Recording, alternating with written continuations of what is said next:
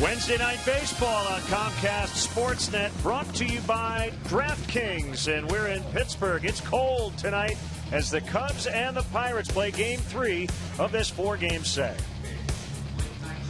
Great to have you with us, Jim DeShays and Len Casper. There's a lot of good stuff to talk about with these Chicago Cubs, but we're going to go to the 3-time All-Star shortstop, Starlin Castro, off to probably the best start of his career. Yeah, we've been focusing a lot on the youngsters lately, and for good reason. They've come up, they've impressed. But let's give some kudos to the salty old veteran at 25 years of age, Starlin Castro.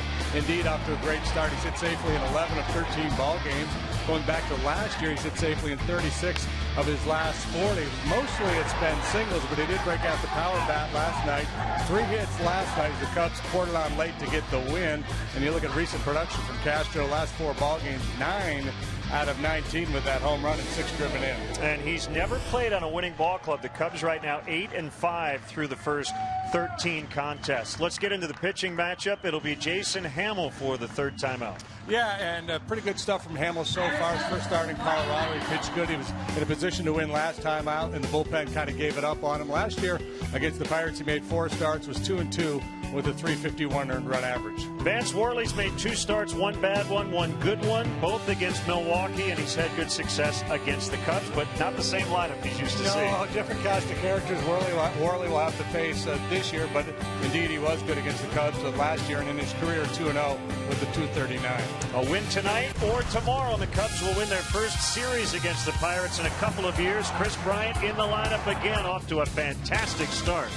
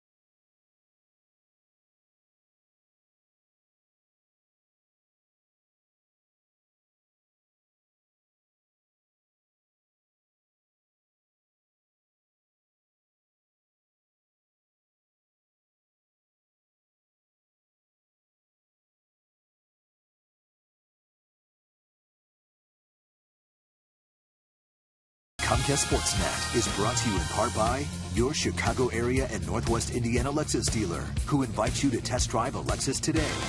Blue Cross and Blue Shield of Illinois, through it all. AT&T Uverse. Find out what's possible with AT&T. Call 1-800-PIC-ATT, mobilizing your world. Ford. Check out America's freshest lineup at your local Ford store or at localfordstores.com. And by Southwest Airlines. Book your low fare now at southwest.com. Welcome back. It's cold and a little damp here in Pittsburgh, and it may not get much warmer tomorrow, but we're dry at the moment. So that's good news. And if tonight's Cubs leadoff man gets a hit, Benny's Beverage Depot will donate $100 to Make-A-Wish, Illinois. So an intimate crowd here tonight. The Penguins are in action again. The playoffs. Cubs feeling good. Starting this week-long NL Central trip at 2-0. And a come-from-behind win in the 9th inning last night. Let's get the Cubs Southwest starting lineup written out by Joe Madden. Dexter Fowler will lead it off.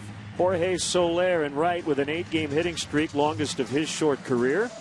Anthony Rizzo at first. Chris Bryant, 8 hits his last 4 games. Starlin Castro hitting .352 and leading the team with 10 knocked in. Miguel Montero will catch. Chris Coughlin's in left. Jason Hamill, the pitcher, already with 3 hits in his first 2 starts. And Addison Russell, game number 2 of his major league career. Pirates defensively this evening. Marte, McCutchen, Polanco, a very talented outfield here for the Pirates. Harrison, the third baseman. Gung plays shortstop. Jordy Mercer, the regular shortstop, still a little banged up. Neil Walker and Pedro Alvarez on the right side of the infield. Newcomer Francisco Cervelli behind the plate. And the Lexus Pursuing Perfection starting pitcher for Pittsburgh Pirates is Vance Worley. 2 starts this year, 1-1 with a .584 ERA. Last year joined the team in June and pitched well. He was 8-4 with a 2.85 earned run average, making 17 starts and 1 relief appearance. Fastball, 89 to 91, a 2-seamer and a 4-seamer with pretty good movement on the 2-seam fastball. He'll cut it. Also has a curveball and a change. Gabe Morales will work the plate tonight. Kerwin Danley's at first. DJ Rayburn is at second, maybe spinning some records after the game. And Joe West, the crew chief, over at third. He might be spinning his own record. Country Joe. Got a new nickname for you, JD, on Twitter. Papa Smurf. Papa Smurf, yeah. Or Lefty Smurf, I saw. It comes in handy when you don't have any hair. Here's Fowler. No hits in the series, but he walked twice last night and scored both times, and we are underway. Worley, one of those guys with reverse splits. He's actually been a little bit better against left-handed hitters than righties in his career. Cut and a miss, and it's 1-1. 42 degrees. Yeah, baby. That's baseball weather. It's not a dry cold either. No, it's kind of damp and kind of get in your bones cold. Bunted toward third. Picked up by Gung, and he throws it away, and Fowler reaches. So taking advantage of only one infielder to the left of second base. And a good start. Good recognition by Fowler. Nice little push bunt. Pretty good effort here by Gung, but I think even with an accurate throw, Fowler beats it. Taking one turn towards second base, so important that he scrambled back to first there in case they tried to make a play on him.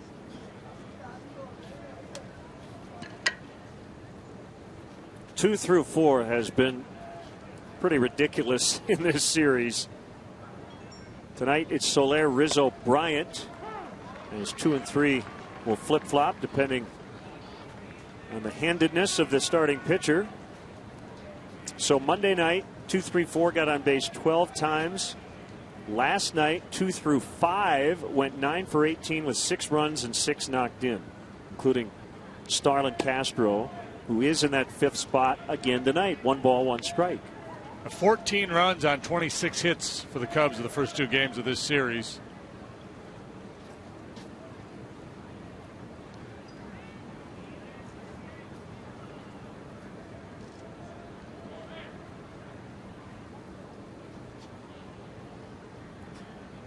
Long pause by Worley, and now a step off. He's done a good job holding runners throughout his career. Tough to run on.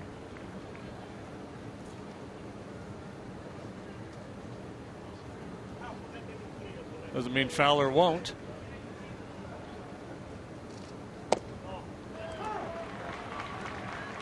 Strike called, and it's 1-2. Worley playing a little game of a mind over matter, perhaps, with no sleeves tonight.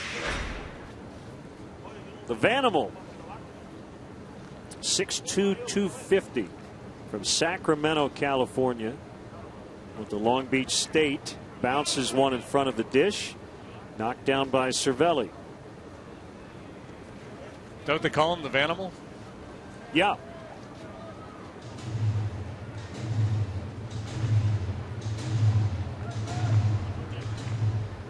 Soler has hit in 8 straight. It's a career-long hitting streak. And it's 2-2 on him. Good lead by Fowler. Not running, and Soler hits it foul off to the right.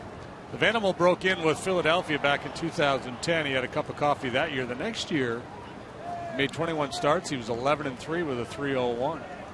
As I mentioned, he was good last year for Pittsburgh. He was in camp with Minnesota. Put on waivers at the end of spring training, claimed by the Pirates. He went and pitched in the minor leagues for them for a while and did good work after being called up. Good jump. Fowler runs, and Soler fouls that one off himself.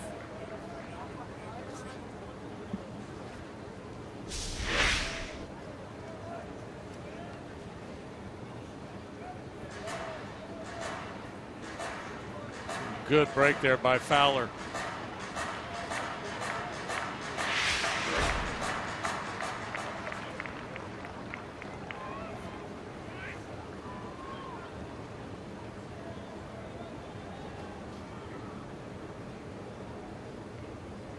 Not running, and another ball fouled.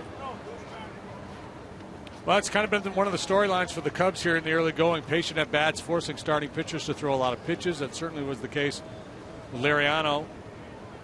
He was out after 5 innings in the ball game last night. Cubs near the top of the league in terms of pitches seen per plate appearance.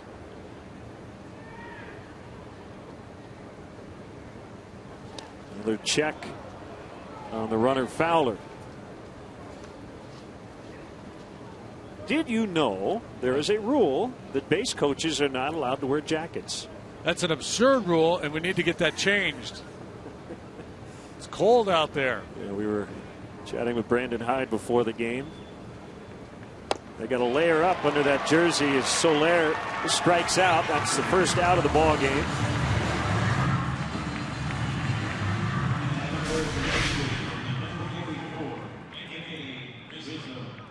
Front door breaking ball.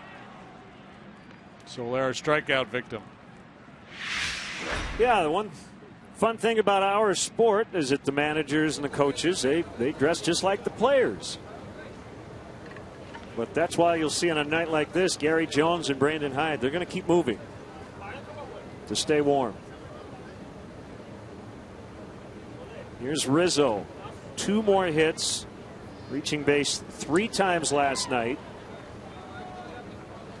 He's been hit by a pitch 6 times. That is a club record for April.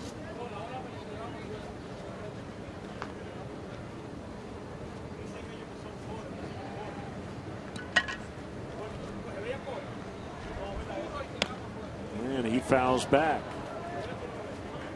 Well, you know, all clubs preach about pitching inside and the need to do it. The Pirates are pretty effective at it. They pitch inside as well as anybody in the league.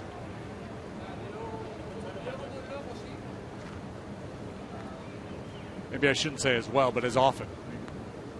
I'm not afraid to get in there.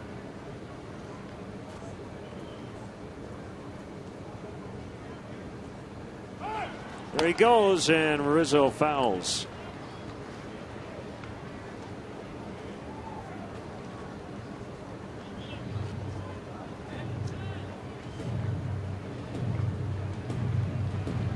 Chris Bryant on deck.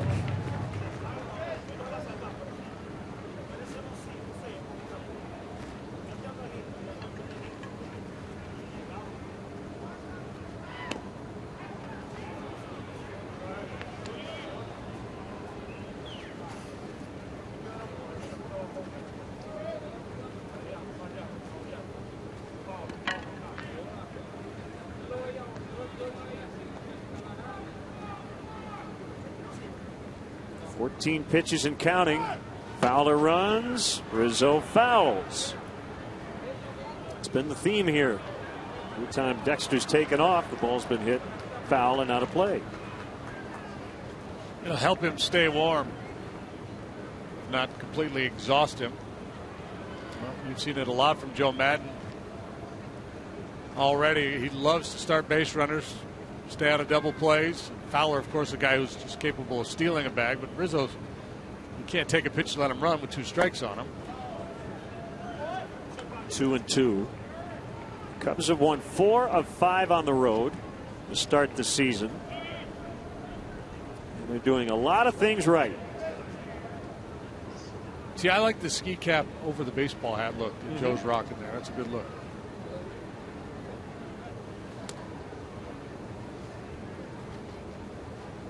He has on the required uniform. Yeah. And a little more than that.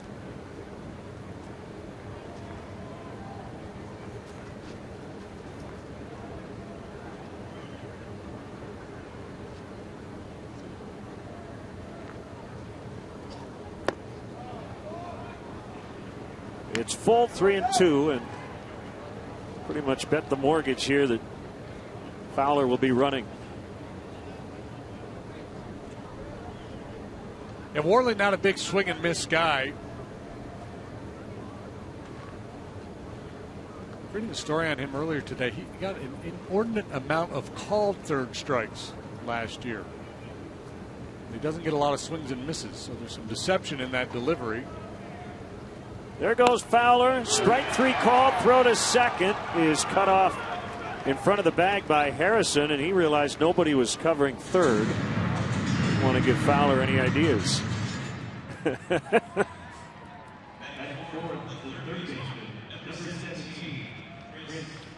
Right on cue, Worley does get a called third strike on Rizzo's. That comeback two-seam fastball. Anthony thinks it's off the plate, and it runs back to the inside corner. Fowler gets to stolen base. That's a smart play by Harrison. Yeah, I saw somebody just do that just the other day. Pop up and run over to third base after stealing second. Chris Bryant, ball 1. 2 for 4 last night. 2 more RBIs. 8 hits his last 4 games since that debut.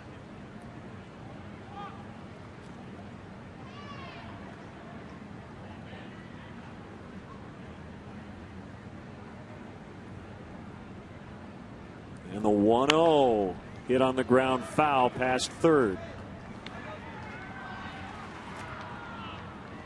You continue to marvel at the pitch he took to deep right center last night. Just incredible, yeah.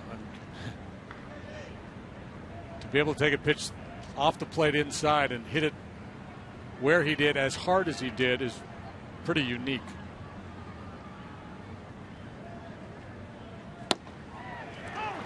Pitcher strike there, 1-2. Marveling at a lot of things he's doing. I like his approach on the bases. Yeah. You know, he's playing with a lot of energy, and took that walk late in the game last night. Drives this ball to deep left. If it's fair, it's gone, and it is foul. Yikes. Wow. Yeah, where do you go if you're a pitcher? There's no safe place. He covers the whole plate in, out, power the other way, and that one was crushed. You see a big, long, tall guy like Bryant, and so you think, well, you got to crowd him. You can't let him get extended. And we've seen on a couple occasions now the ability he has to get to the inside pitch.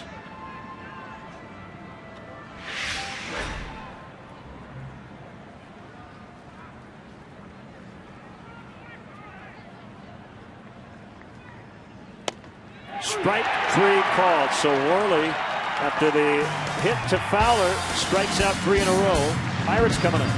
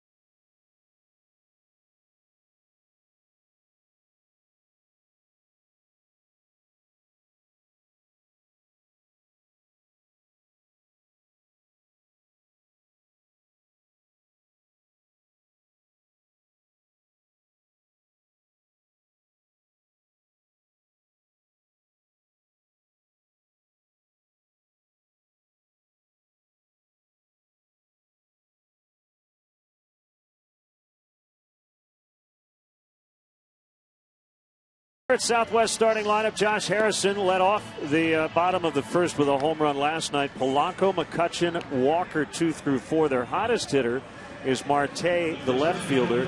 Pedro Alvarez at first. Francisco Cervelli had a big night last night. So did Gung, who gave them the lead in the 7th.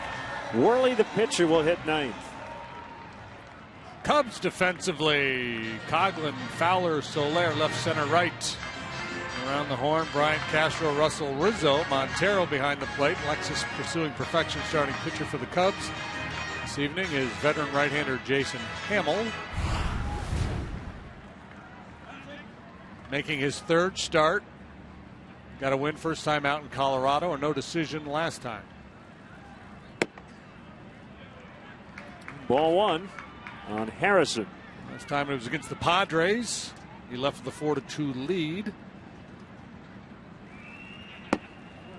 Cubs ended up losing 5-4. He worked 6 in the 3rd, allowed 7 hits and 4 runs. He's only walked 1 man in his first 2 starts. 6'6", 225.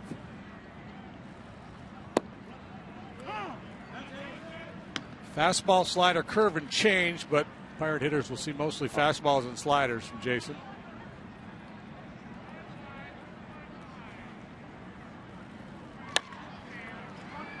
Ground ball to Russell.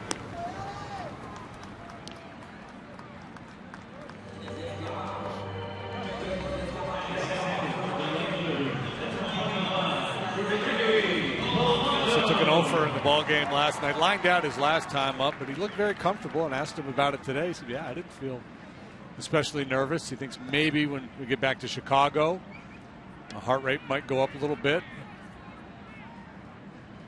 He's a pretty cool young man.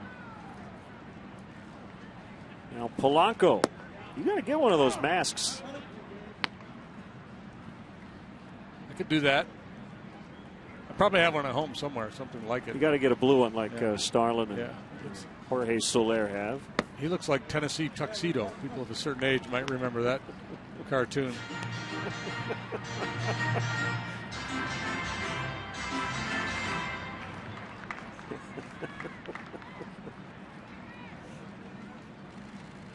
Polanco's got a little different format in his. Looks like he's got a little pouch in it there. Probably could eat through that thing. Yeah, he's got like an extra pocket.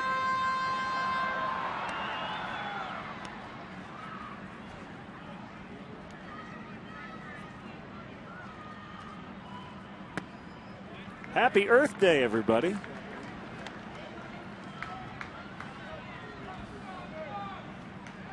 They had some people they were honoring here on Earth Day, and they said representatives, and we added from Earth. Welcome, Earthlings. Yeah.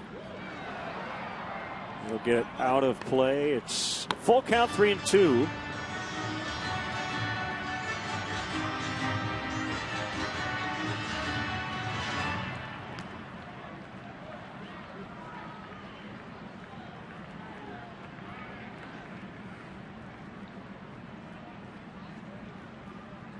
Three-two pitch. Pop down the left field line. Bryant, Castro, Coghlan, and it drops. It's a fair ball.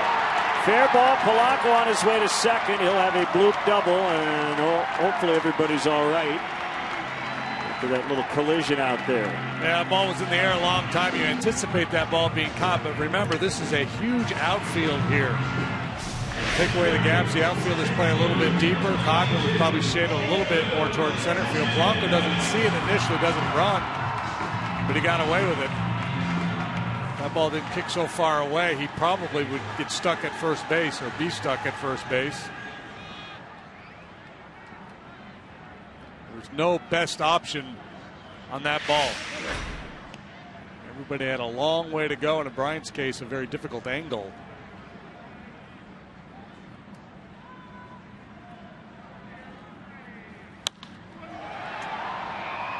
Fowler moving to his left, gets behind the ball. Polanco is not tagging as they get McCutchen. And 2 away. And that'll bring up Neil Walker, who came into this game tonight with 699 career games and 699 career hits.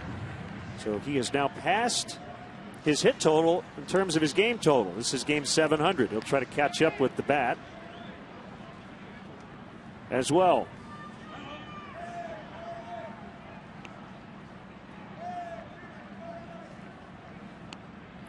Pittsburgh native Neil Walker.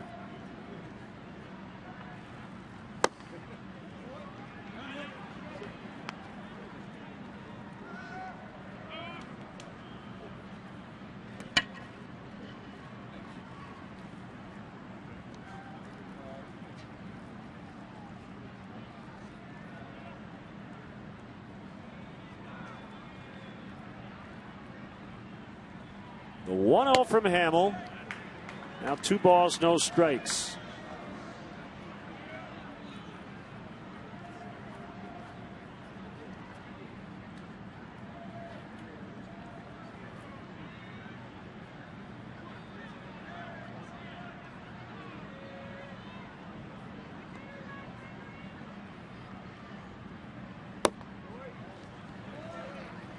And 3-0.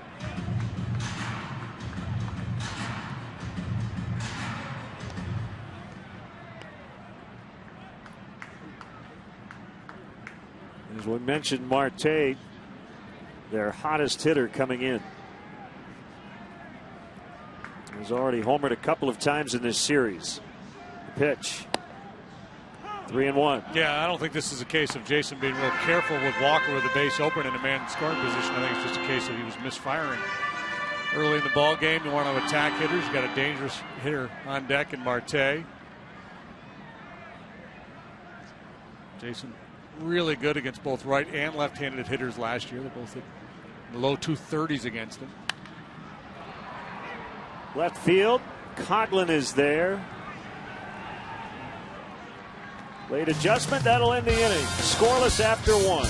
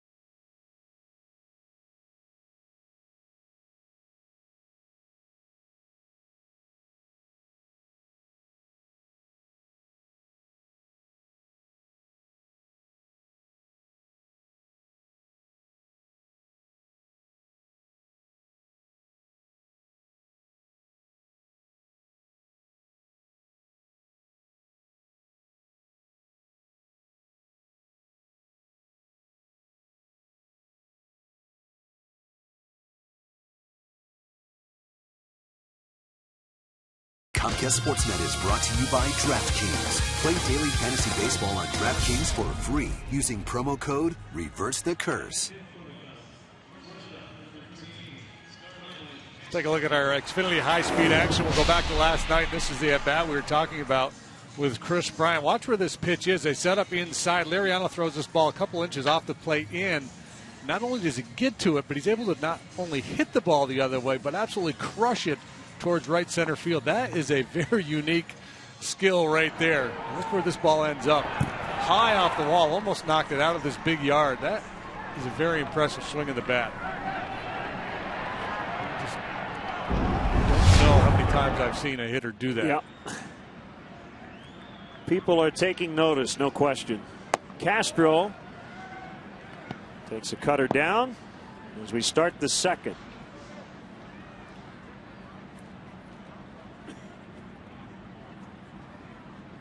Remind me of the home run, in a different context that Giancarlo Stanton hit against the Cubs last year down in Miami, where he hit that 1-iron laser beam the other way down the right field line, and a ball that you would expect to kind of drop in, just carried out of the ballpark. You see guys that are freakishly strong, and they do things that other guys just aren't capable of. Big night for Starlin last night. And he lifts this one foul just out of play, off to the right.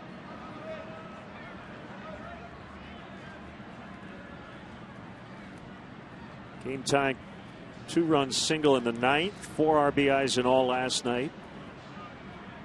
And now leads the team with 10 knocked in.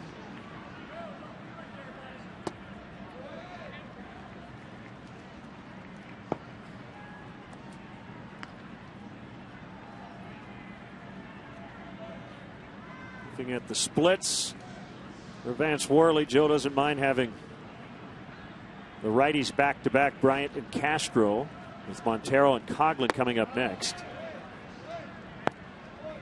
3-2.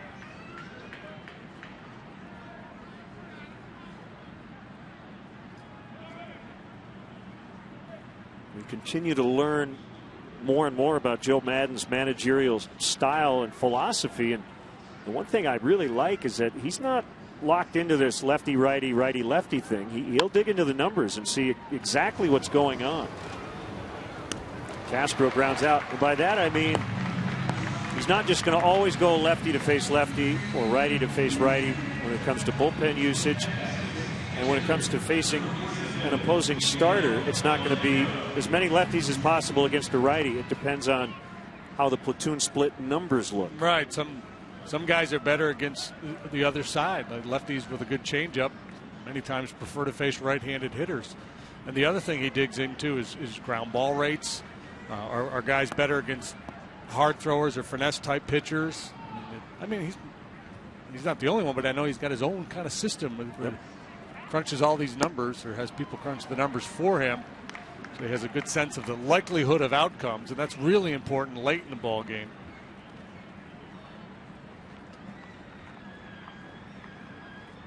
One strike on Miguel Montero. The Cubs are 6-1 games he has started back of the plate. Nice night for Wellington Castillo last night. Hit a home run and knocked in the winning run with a ground out in the ninth inning. Somebody want to get that phone? Hello? I hear a phone ringing somewhere.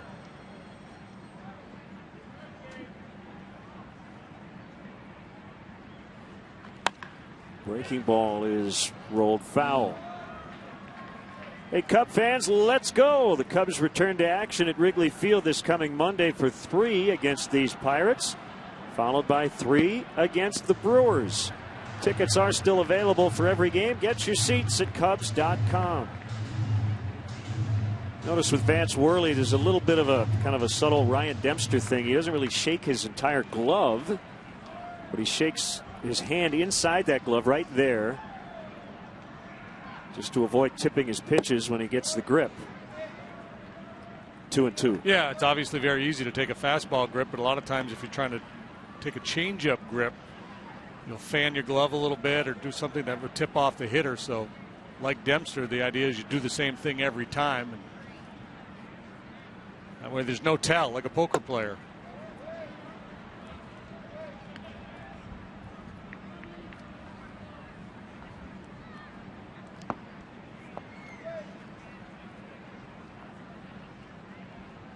See if he tries that two-seam fastball that he threw to Rizzo. Golfed foul left side. Bunch of full counts here in the early going.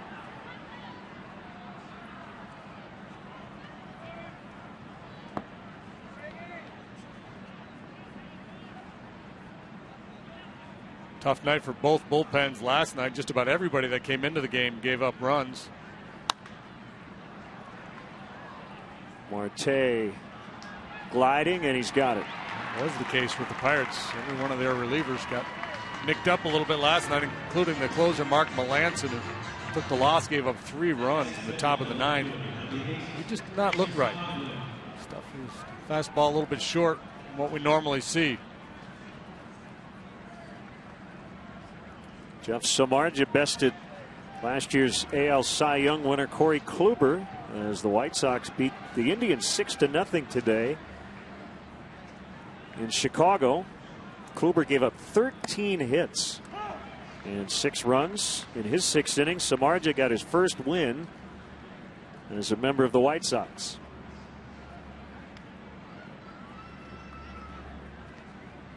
It's cold today in Chicago, 43 on the south side.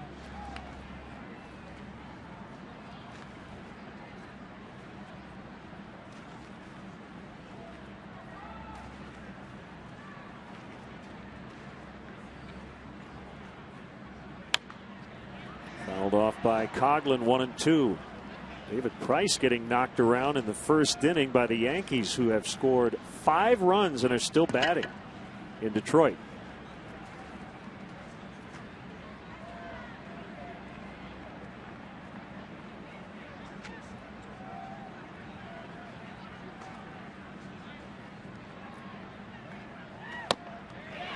Called strike 3.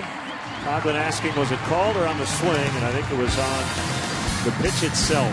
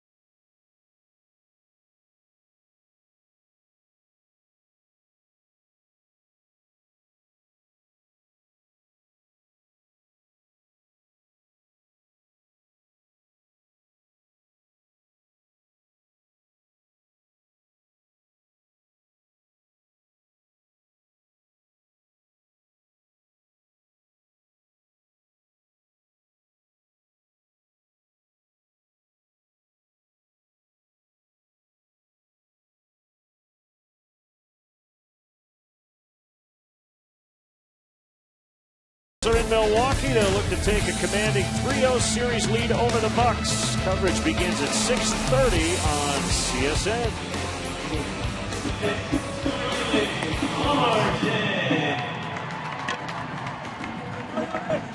0-0, bottom 2. Marte, Alvarez, and Cervelli.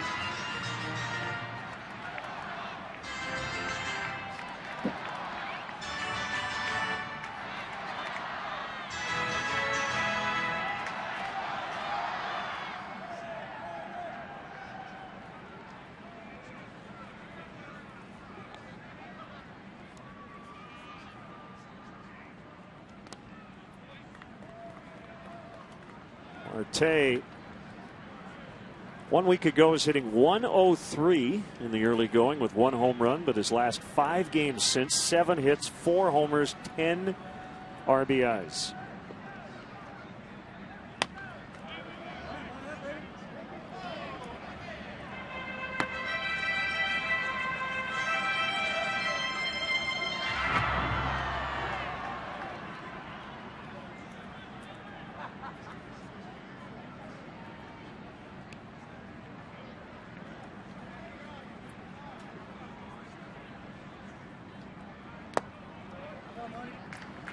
Slider in the dirt.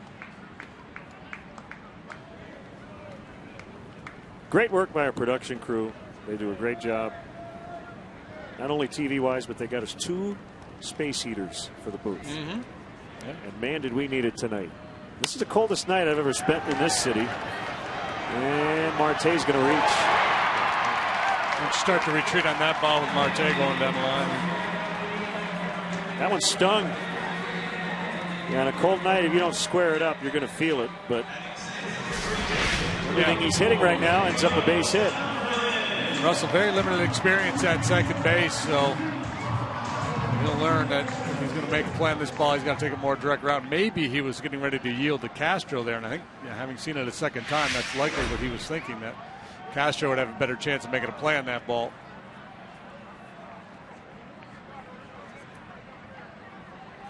Here's Alvarez, second overall pick in the 2008 draft, behind Tim Beckham, who went to the Rays, number 1.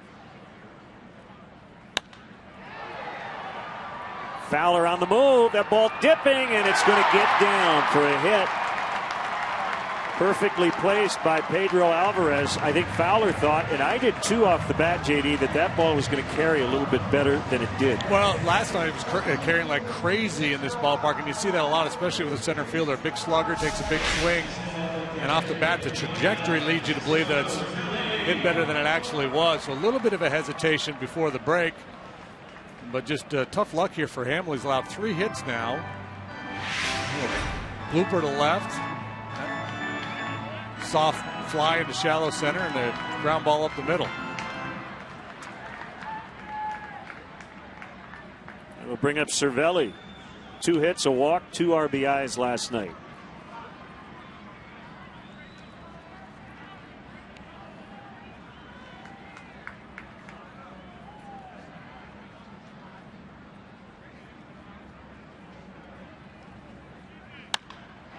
Driven deep to right. Soler's back on it, and it is off the wall, off the Clemente wall. 1 run will score. That's Marte. Alvarez at third. It's a double for Cervelli. He nearly hit a 3-run homer. 1-0 Pirates. And nothing soft about that one. Cervelli does not have a lot of power. Really got into that one. Four-seam fastball, outer part of the plate, about mid-thigh, and just leaned on it.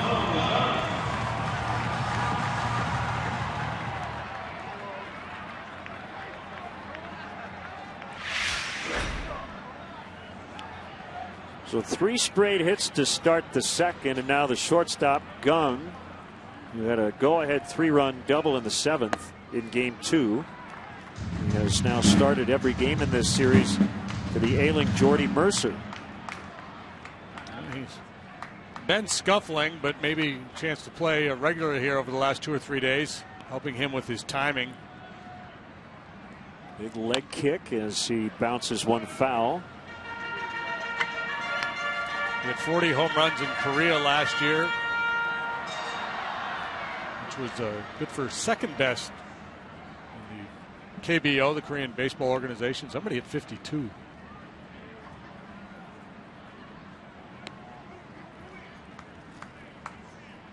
Pitch. 2-1. Rizzo in at first. Everybody else back. They're just trying to get an out here. Avoid a really big inning.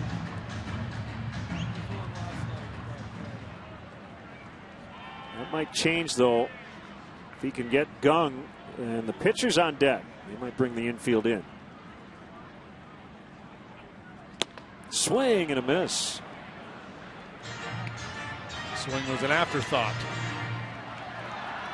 This would be a big pitch here. If you can punch out Gung and then have Worley coming up, it would really turn in his favor.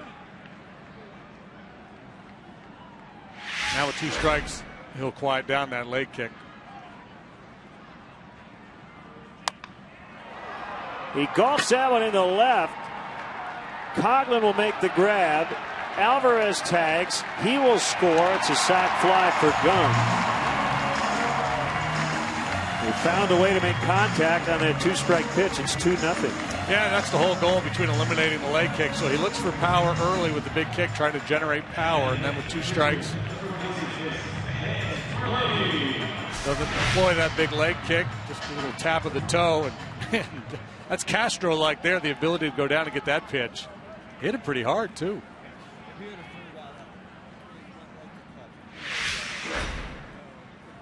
So Cervelli at second. 2 runs in, and here's Worley 0 for 4 to start the season. Fastball at 93 is high.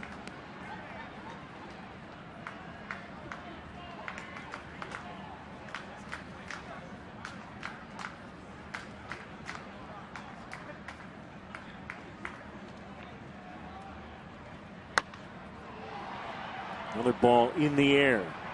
Russell is out, and Soler at the last possible second able to make the catch.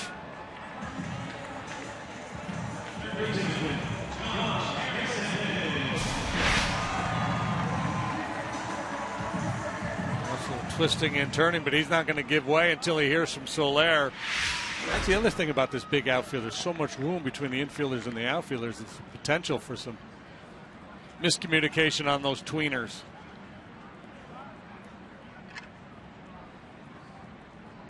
Back to the top, and Harrison with 2 outs.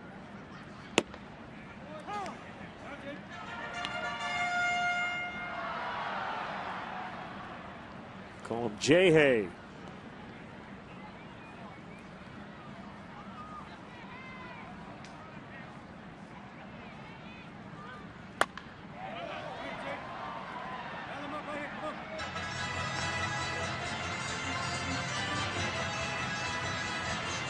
April 8th, Harrison signed a 4-year extension with over $27 million through 2018 with a couple of club options for 2019 and 2020. Not for the TV show, for the year. His fortunes certainly have turned around in a year, haven't they? From a utility type guy to an everyday player with a guaranteed contract.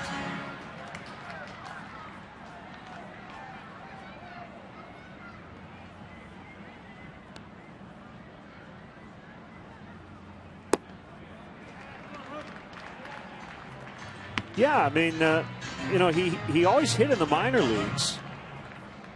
Career .308 batter in the minors.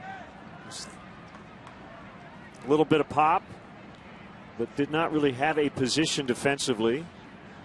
And took full advantage of his opportunity last year.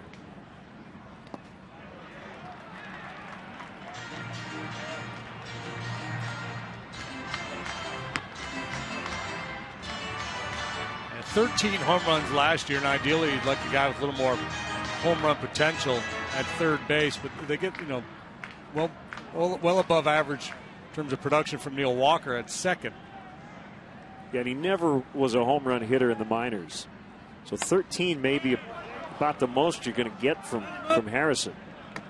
Although considering last year, JD, he put up a year not a lot of people thought he would. Maybe there's more in there. Yeah. Came into the season with a little over 1,000 major league at-bats. Power sometimes comes later for some guys. 27 years old. The 3-2 on the way. Swing and a miss to end the inning. But the Pirates strike first with a couple of runs. It's 2-0 after 2.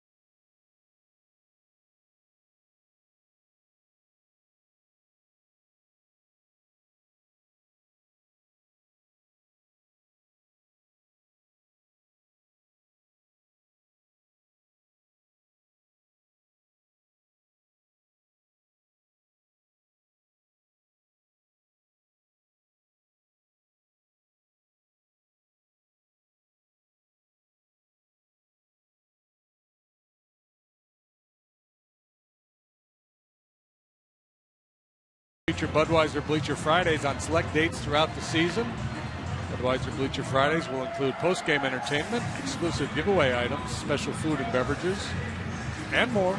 For more information and to buy your Budweiser Bleacher tickets, visit Cubs.com. Jason Hamill leading the world in hitting. Batting .500.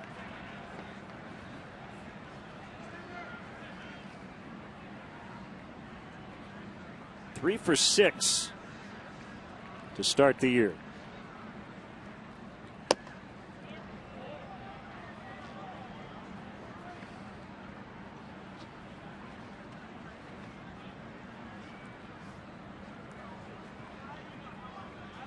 Deep breath by Worley.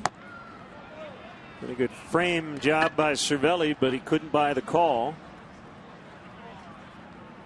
That's 2-1. Kind of going into Tony Pena mode back there. Steal that one. Deflected by Worley. Backhand or barehanded rather by Harrison on a nice play. That'll go 1-5-3. The ball struck well by Jason Hamill. Oh, we talked about Jason's misfortune with some of the balls that dropped in on him. Now he makes a bid for a base hit up the middle, and Worley, a little spinorama deflection to Harrison. It would have gotten into center, no problem, had he not deflected it. Nice play by Harrison on the barehanded play at third.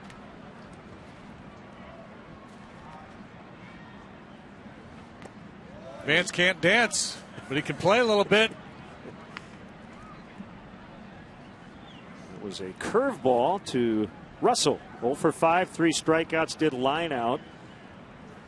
In the final at bat of his debut.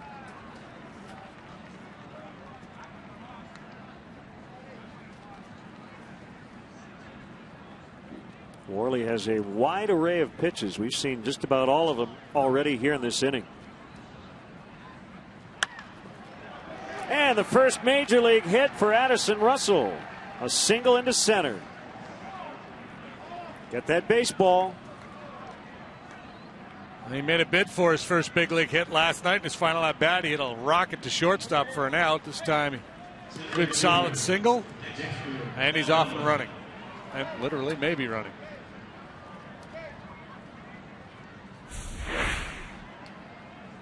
Like they're trying to crowd him. Wouldn't let him in.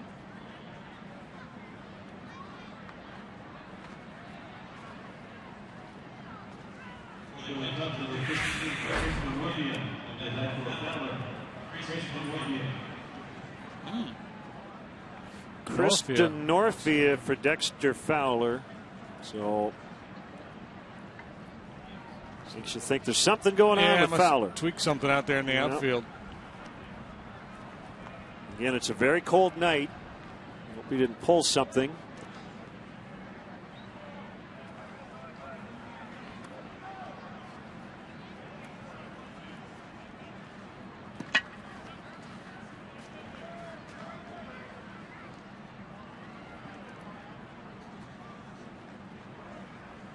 He got the start last night and left. Worley has thrown that cutter a lot here in the early going tonight. It feels like when guys develop that pitch, they fall in love with it. That has been kind of the pitch. Yeah. That most pitchers have added to their repertoire in these last few years. Well, the mechanics of the pitch, it's a fairly easy pitch to throw. I was just going to say, a little off-center fastball and a little cutting action. I mean, and sometimes we get hung up in the nomenclature because some guys will call a pitch a cutter that for 100 years has been called a slider. Long pause by Worley.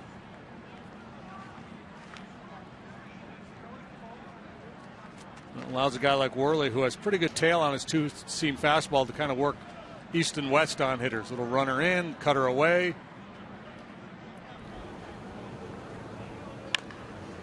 Bounce to third, fair ball.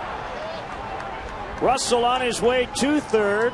DeNorfia has a double.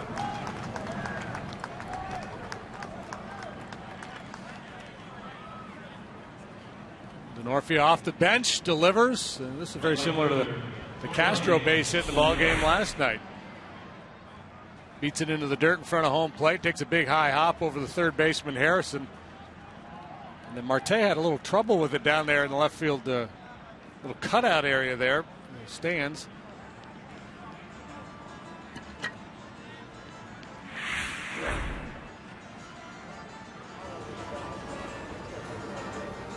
So the Cubs trailing 2-0, but in business here.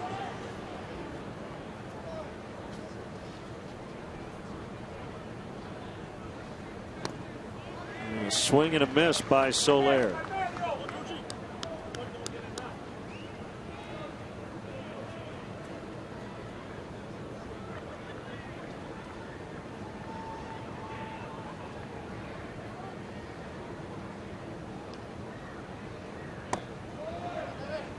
Low and in.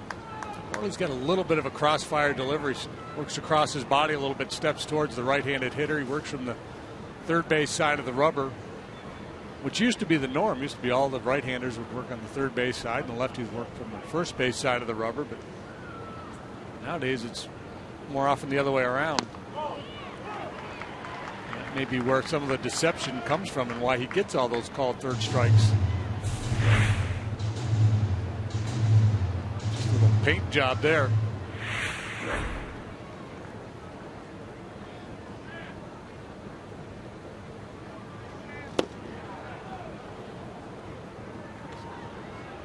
Rizzo on deck. 2-2 the count. Second and third, one away here in the third inning.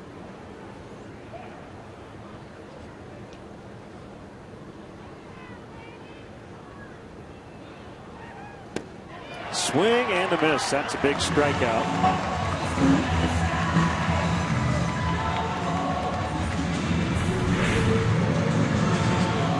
Good depth in that breaking ball. Fifth strikeout of the night already. So he'll face Rizzo, first base open. What we've generally found is that if teams work around Rizzo, he will gladly take the walk and pass along the RBI chance to the guy behind him, and that's Chris Bryant. We got a pitch to hit there and foul tipped.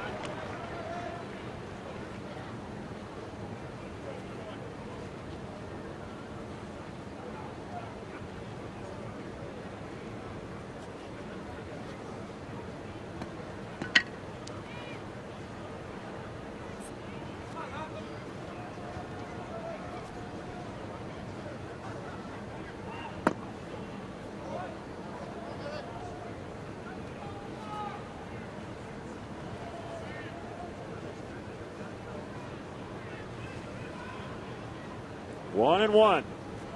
Couple of hits this inning, including Addison Russell's first major league hit. And Rizzo drives that ball out in the deep left. Marte has it. Center fielder's speed playing left, which you need in this ballpark, and he just took away a couple of runs.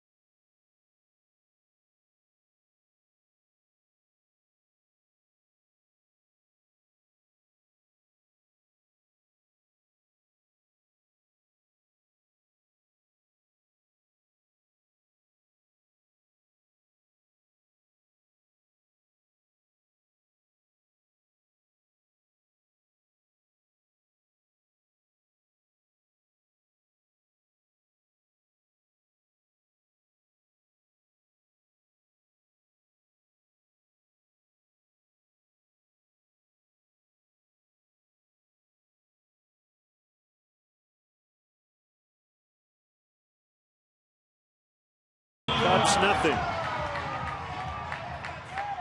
Chris Denorfia stays in after hitting for Fowler. Still waiting on the word on Dexter Fowler and why he left.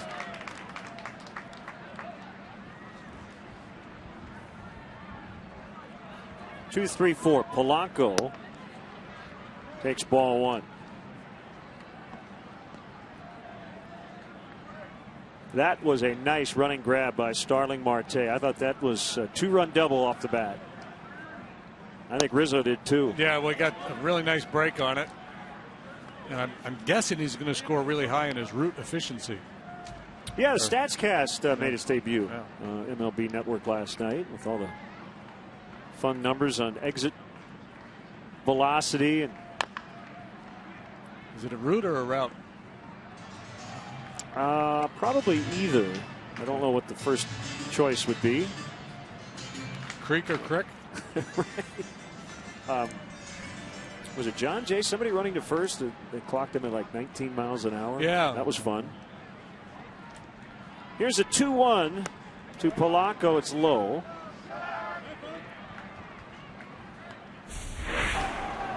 Off the bat, it looked like it was going to be extra bases and 2 runs for the Cubs. Marte had other plans. He nailed it. You've got to have speed in this outfield, and Marte above average. Strike called. Polanco not so sure.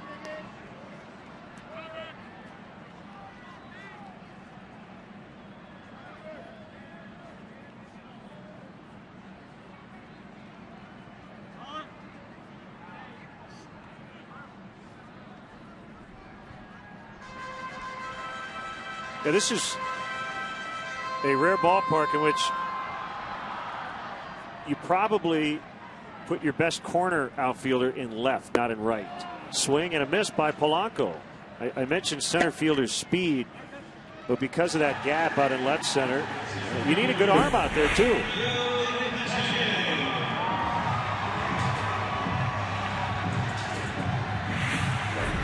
Yeah, and a lot of times I think it's more valuable to have a stronger arm in left field than right field anyway. That cuts against the norm, but I think you have more chances to throw people out from left field than you do from right field. McCutchen takes ball one.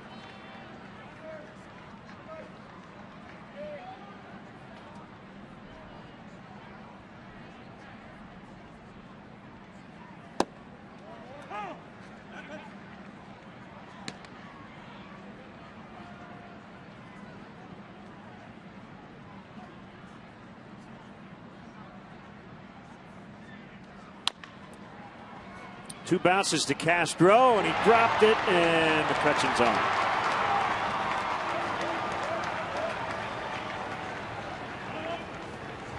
Forget that one, Starlin. You've been playing so well defensively. Don't let that one bother you. Yeah, I don't know what happened, he but came and got it. Just trying to be quick, maybe with McCutchen going down the line, lost it on the exchange, and more likely to happen on a cold night like tonight. He didn't sit back. He just dropped it.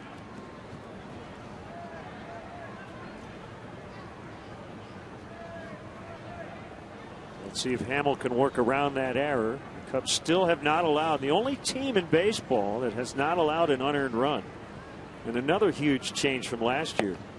They gave up 71 unearned runs last year, most in the National League.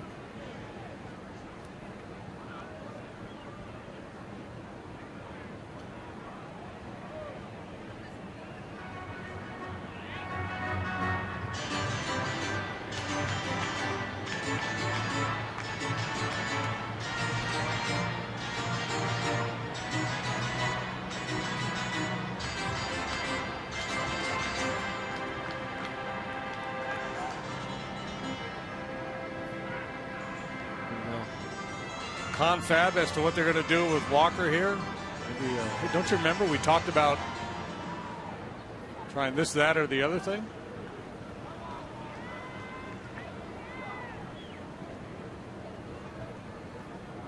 Montero setting up shop toward the outside corner. Here's the pitch. Hamill hit the target. 2 strikes. Was that the other thing, or was it that or this? I'm going to say that was this. Okay. This is just a good 93-mile-an-hour heater. Maybe down. Now the other thing. Yeah, now let's go with the other thing.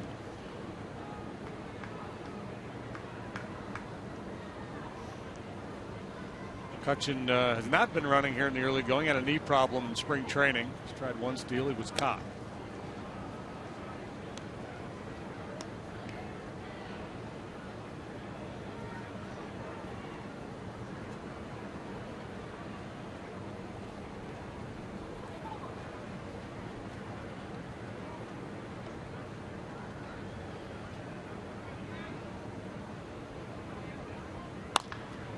That's going to get into left. Soft single for Walker. Make sure you follow our good buddy Patrick Mooney. He's our Cubs insider all season long on Comcast Sportsnet. He's brought to you by nationwide agent Jeff Vukovich. Visit Jeff at jeffvuk.com. Nationwide is on your side at CSN Mooney. Good follow on Twitter as well. And I referenced David Price giving up a bunch in the first inning. It's 6-4 Yankees in the top of the second, and they're playing in the snow. It is snowing at Comerica Park.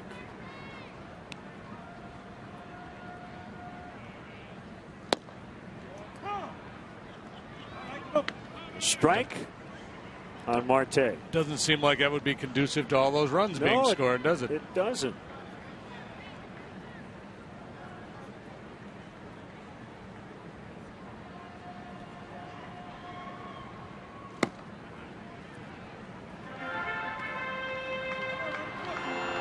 Mariners have just announced a minor league contract with Carlos Quentin, who's going to report to AAA Tacoma. Recently traded from the Padres to the Braves, and then the Braves cut him. He's had a hard time staying healthy.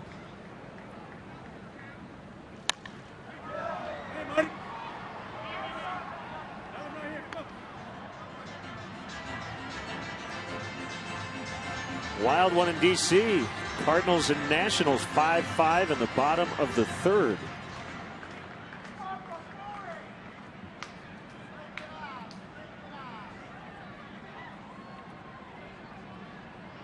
Lackey and Pfister in that one. Marte got hit, and it happens a lot. And Clint Hurdle may be holding his breath. That one may have gotten him near the hand.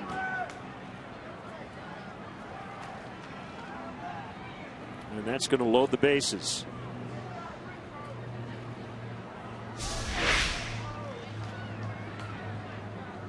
Trying to crowd him with a running fastball. He actually starts to swing, and as he checks, it's him on that right hand.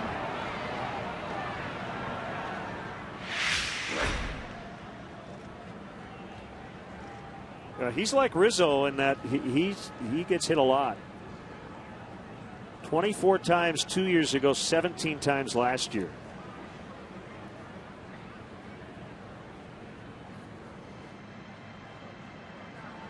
Tough night for his hands. Remember, he had that infield hit first time up and hit it off the end of the bat, and his hands were stinging after that.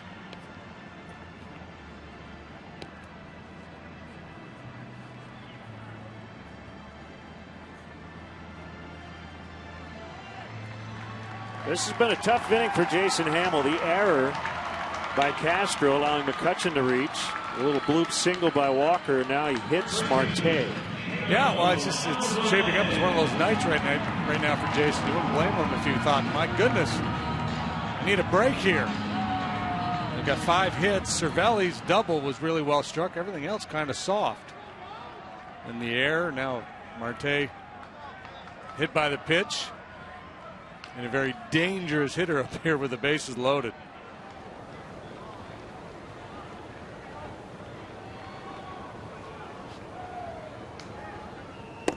Inside on Alvarez. Born in the Dominican Republic, grew up in New York City, and then went on to Vanderbilt.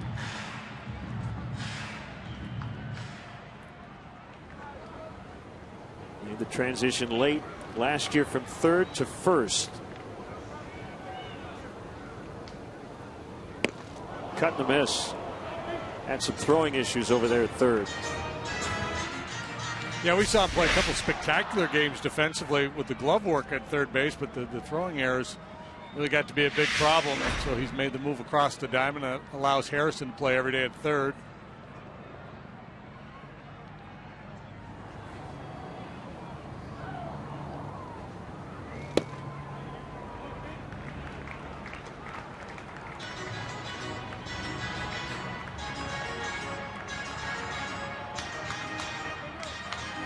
A cold night like tonight, sometimes difficult to get the feel for your secondary pitches too. The breaking ball and the changeup sometimes be an issue. 2-1 on the way. Alvarez high in the air to right. Soler with room. McCutchen and Walker both tagging. Throw goes in towards second. Second sac fly of the night. Gung in the second. Alvarez here in the third.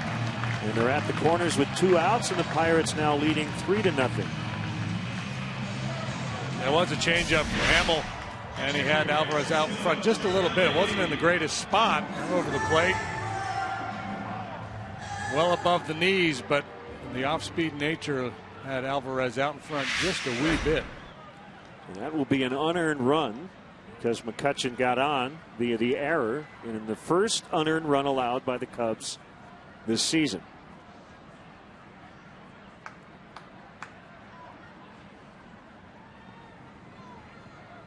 And any more runs this inning would be unearned as well. So Hamill trying to stop it right here.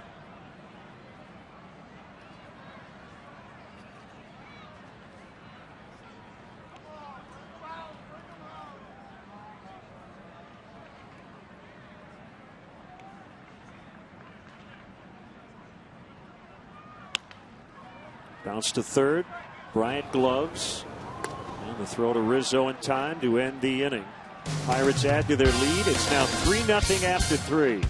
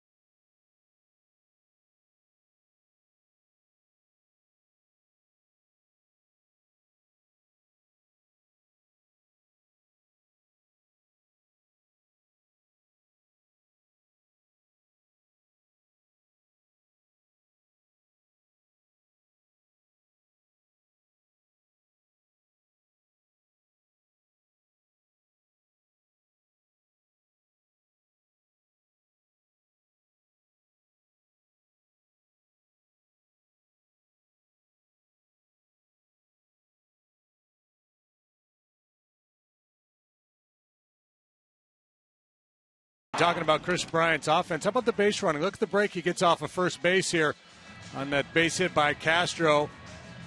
Alert, heads up base runner. Look where Marte is in left. Look where Chris Bryant is. You think, no way is he going to make it to third base here. All you young baseball players out there, keep your eye on Chris Bryant. This kid really knows how to run the bases. He ends up coming home on an infield out, ground ball by Castillo. If he doesn't make it to third base, he might still be playing. Cubs win 9-8. Bryant scored the game winner. Good work, J.D. Olczyk. All you young hockey players out there, when you are playing baseball, always be looking to take the extra base. Force the opposition to stop you. 0-1 to Bryant. Lifted in the air, pretty well hit, and it's going to drop. Well, Polanco never had a good beat on it, and Bryant's going to try to get to third, and he's going to get in standing. Well, another good example of just pressing it, and McCutchen appeared to me to give up on that ball. Yeah, he quit early on it as if it was a guaranteed play for Polanco, or maybe he thought the ball was going to fly out of here. Again, it was one of those fly balls that was in the air for a long time and still wasn't caught. And the Cubs will take it. Yeah, watch McCutchen here. He's kind of breaking it down as if it's a given that it's Polanco's ball. One thing Chris could do a little bit better there is go ahead and pick up your third base coach. So a triple. Castro fouls away. So he keeps crossing off all these firsts. And still looking for his first home run. But it's going to come soon. Sooner than later for Chris Bryant, I have a feeling. The thing he's most known for. I'm waiting to check that one off. But that's the impressive thing about him. He's not a one-dimensional player. They may call it a double and an error.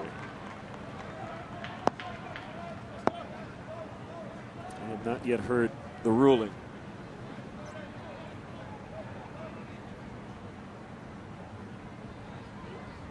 Yeah, they're calling it a double and an error by Polanco. There's a chopper to third that will score Bryant. Castro gets his 11th RBI of the season on a ground out.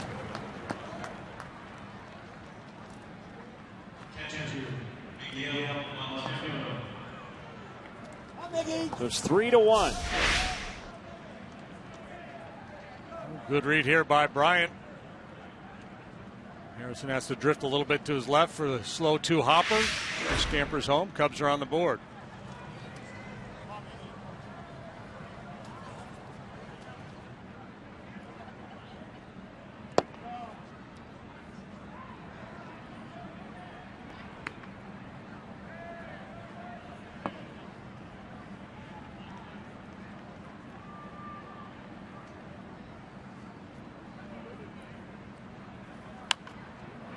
Fouled away by Montero. Well, to get back to Chris Bryant's base running, he may run into some outs this year, but as you said last night, you'd rather have a young player be overly aggressive than timid. And what I've noticed, without even asking him, just watching him run the bases, is that he does not make assumptions. He does not hit a ball and go, that looks like a double. And you see a lot of big league players hit a ball and they kind of just cruise into second knowing, and he makes zero assumptions. He's going to get every base you will give him. And his approach should be the rule and not the exception. Totally. Talking to Joe Madden about it, he loves what he's seen from Chris Bryant in every facet, but particularly the base running as Montero grounds out. Cubs Authentics is the premier outlet for all MLB authenticated game used and autographed Cubs memorabilia. Visit Cubs.com/authentics for more information and to bid on weekly auction items, including game-used baseballs, jerseys, bases, and more. The Cubs will donate net proceeds from the sale of Cubs Authentics to Cubs charities.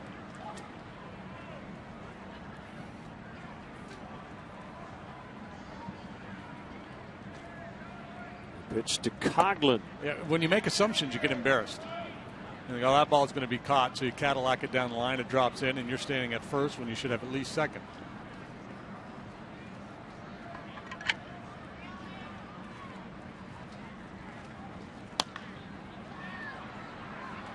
By the way, would you go double error or triple?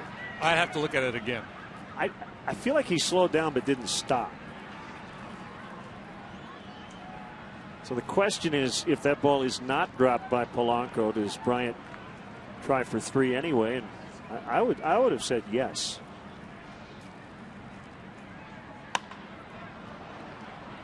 McCutchen on the move, and he makes the grab. Cubs get on the board. Blackhawk fan was probably up a little late last night. 3-1 Pirates.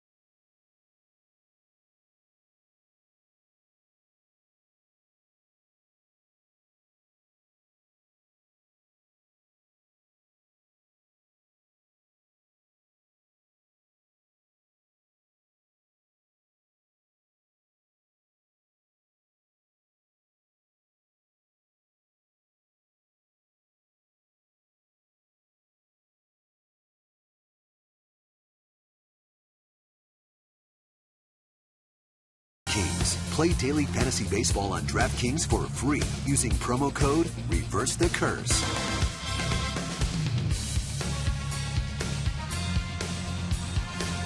Each team now with an unearned run.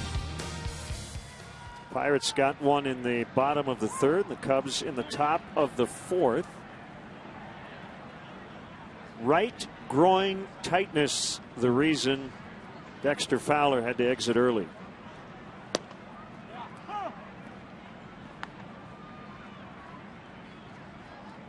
Sac fly in the second. Young's 4 RBIs have all come these last 2 nights. Yeah, it's a tough injury, and the Cubs are playing short anyway. They only had a 4-man bench start of this ball game.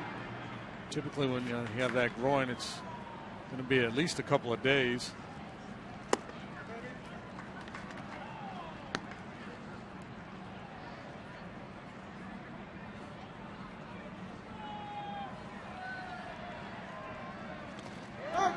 Chased one in the dirt. Montero pounces on it.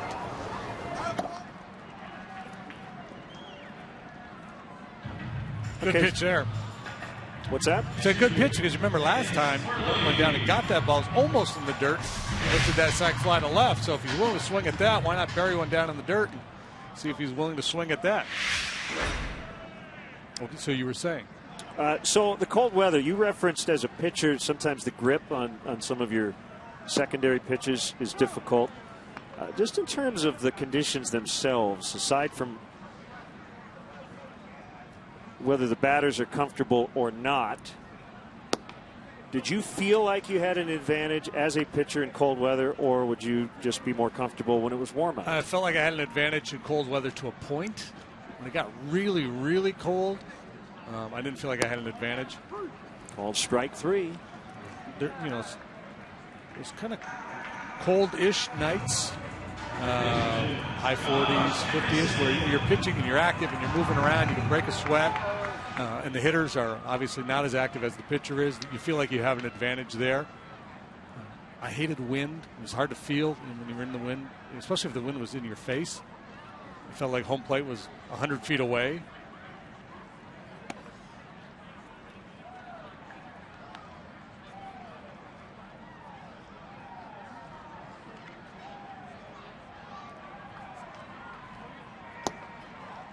I think that there's an assumption that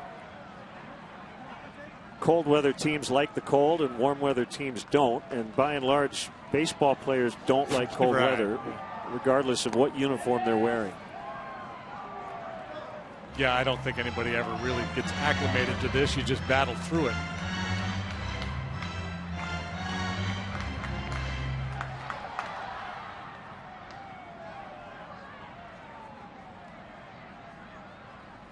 Tell you who's trying to get acclimated to it is Joe Madden.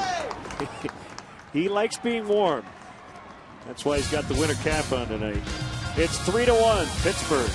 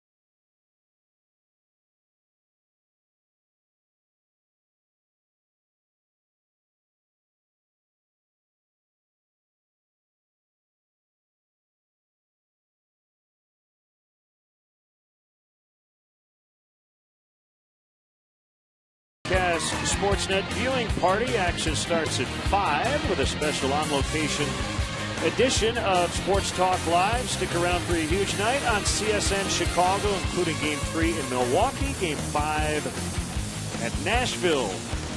We'll be on in the morning to wrap up this series.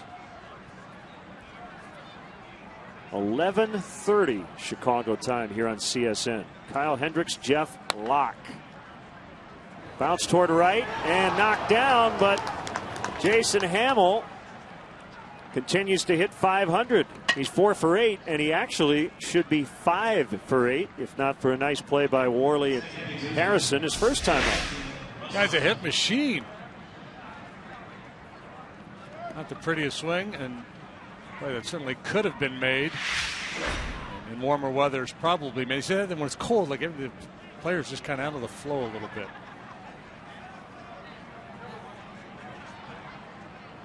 Maybe a half a step slower. Good swing. Look the way he attacks it.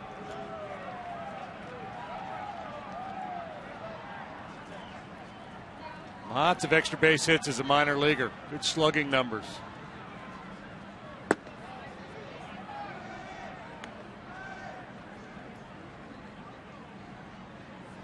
Youngest player in the National League, Addison Russell, 21 years of age. First big league hit. Single in the third. Chop toward the hole. Gung will feed Walker. Not a great throw there. They weren't going to turn 2 anyway.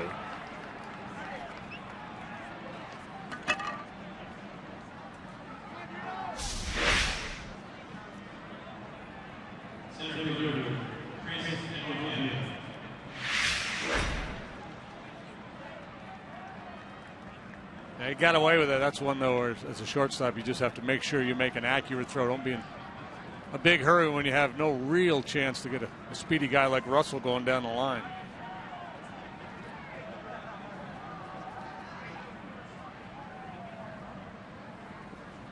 Denorfia doubled off the bench for the injured Fowler in the third.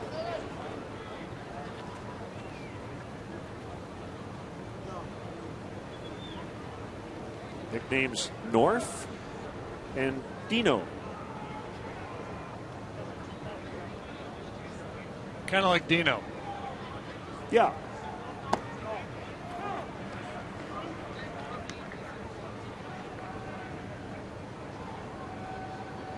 Not as good as the Vanimal. He's a big, strong guy, isn't he, Worley? He's like a linebacker. He's put together. Reminds me of the big rig, Ron Vallone.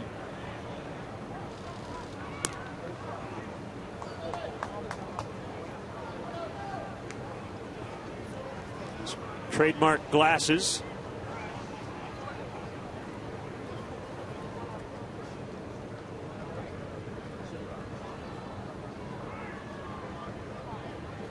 It's a sign from Cervelli. Good lead by Russell. Not running inside to Denorfia.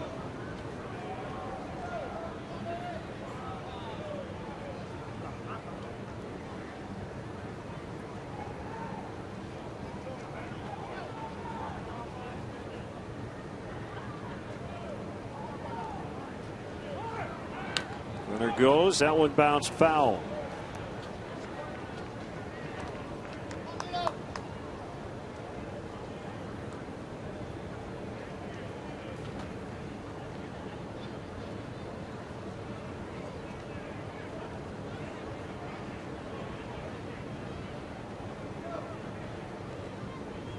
Denorfia reunited with his World Baseball Classic Team Italy teammate Anthony Rizzo. Sharply hit on the ground, picked up by Walker. They get one, and that will be it.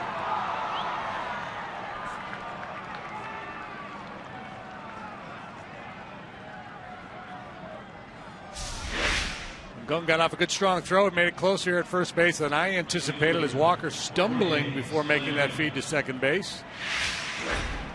Let's take a look at how they worked Jorge Soler last time. He struck out each of his first 2 times up. Talked about Worley's ability to go east and west with that cutter or slider and two-seam fastball combination. Started with a breaking ball, then a two-seamer in. Cutter to the outside corner. Front door breaking ball. Misses inside. And then a breaking pitch down and away for strike 3. And Soler has shown a willingness to chase that breaking ball off the plate away. Did it in the Padres series, and obviously the Pirates' advanced scouts were paying attention. So he's seen a fair bit of that here in this series. Started last night 0 for 3 with 2 strikeouts and then single double his last 2 trips.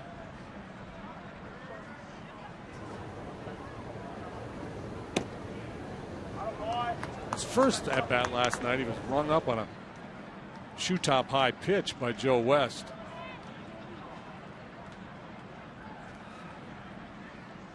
Well, Joe was the umpire. Joe didn't throw it. It's Liriano. But he called it. You see the frustration. He knew he had a pitch to hit right there. The crew chief, Joe West. He's been at this for, what, 35 years or so? He'd like to have another whack at that one.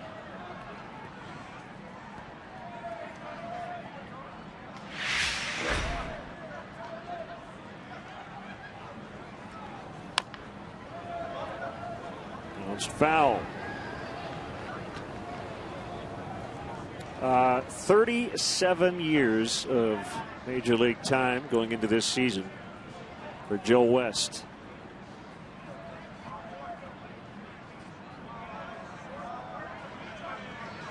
First Major League game, 23 years old, September 13th, 1976. He was a National League umpire at that time. Now they're just Major League umpires. With that MLB logo as opposed to AL or NL on the cap. 2-2 on Soler. Here's the pitch. Inside, it's full. The Northfield will go here with 2 outs. Alvarez will play behind him at first. Now let's see what they try to do here. Struck out twice, and we talked about his willingness to chase away, but they may feel like he's seen enough of that. They may try to a front door breaking ball here.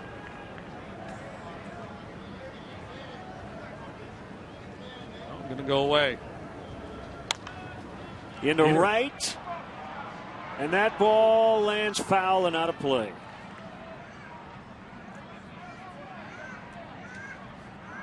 Went fastball away. Hit pretty well by Soler. Now Cervelli's out to talk with Worley as they try to put a game plan together here to try to finish him off. And that's the thing about this Cub lineup. You know, a lot of these guys don't know a whole lot about these kids, but they're learning early on that there's a lot of dangerous bats in this lineup. Puts a lot of stress on opposing pitchers. Patient hitters, there's power guys, there's speed guys, good balance left and right. Ray Searage, the pitching coach, looks on, and time called before another 3-2.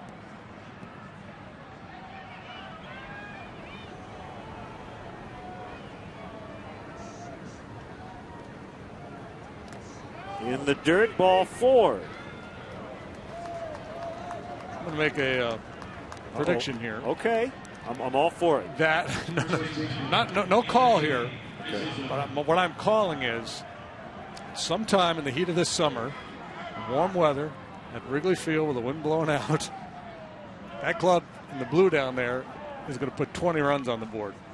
A 20-run. I've got a 20-run call. Okay, I like it.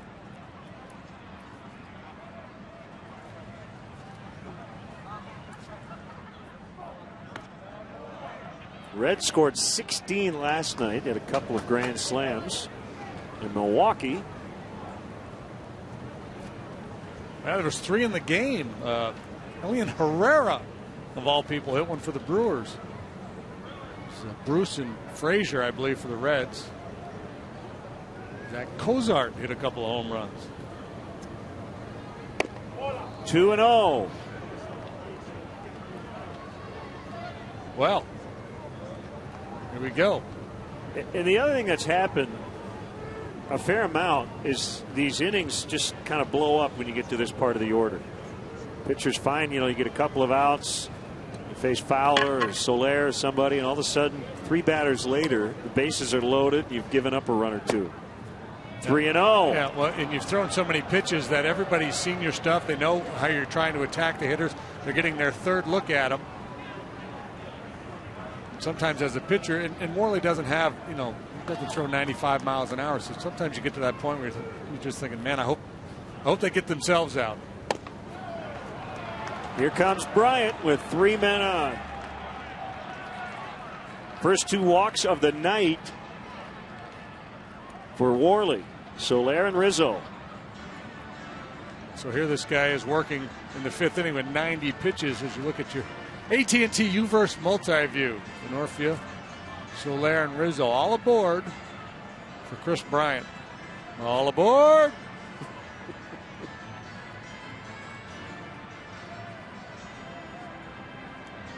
I thought, you want to know what I thought you were going to say? Somebody is going to walk a Cub hitter with the bases loaded intentionally this year. I could see a little bingo game starting to formulate, like a season-long bingo card with these singular events. Try to mark them off. Because you could play like baseball bingo for any given game with routine plays, but to do a season-long board with 20 runs, intentional walk with the bases loaded, Chris Bryant's first home run with the bases loaded in Pittsburgh on a cold night. Well, Worley has missed on 5 in a row.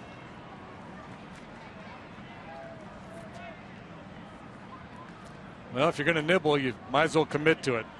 Throwing a cookie here would be very dangerous.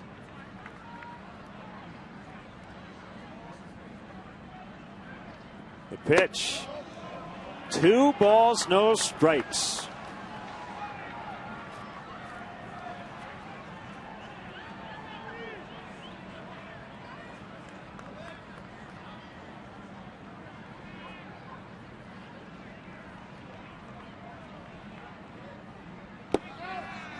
Three and 0.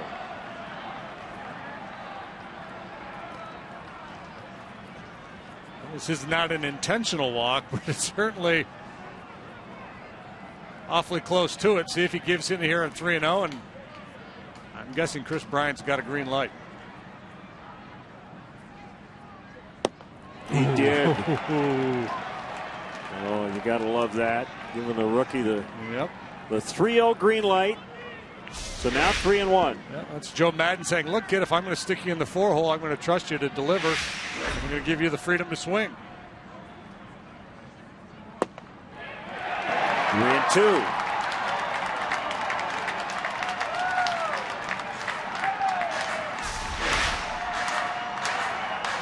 Well, it's a 3-1 ball game in the 5th inning, but this sure feels like a big moment.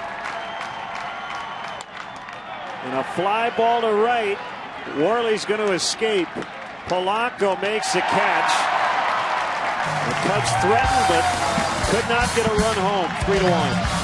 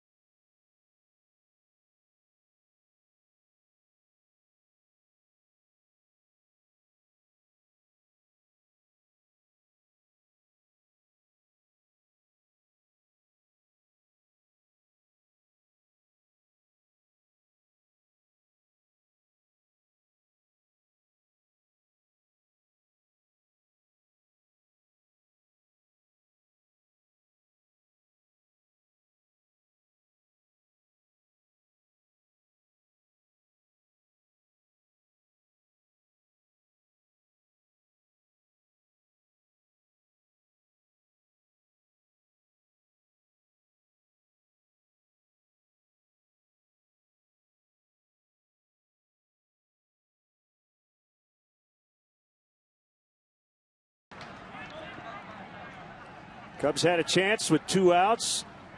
A 3-0 count. Chris Bryant had the green light, swung and missed, eventually flied to right on a 3-2. And Worley got out of it with that 2-run lead. Polanco has doubled and struck out. 2 balls, no strikes.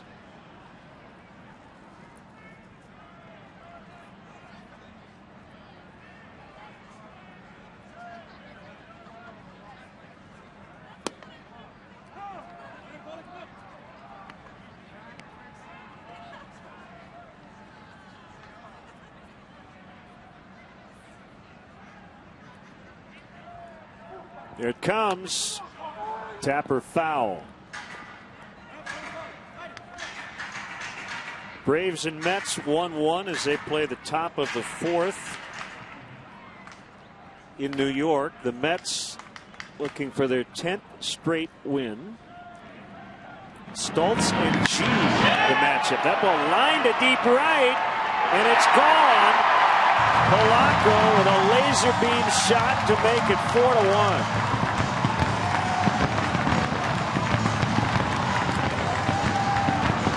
His first of the season.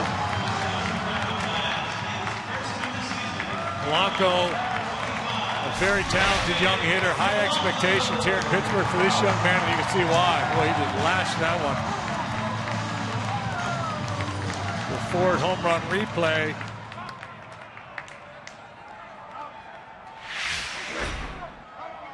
That was an impressive swing of the bat.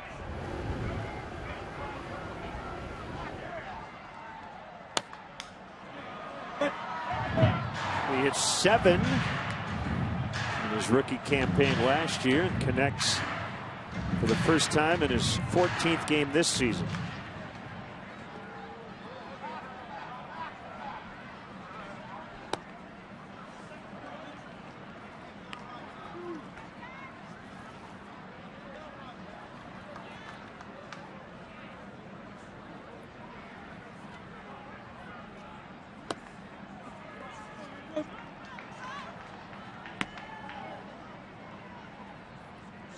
That guy found Andrew McCutcheon's hair.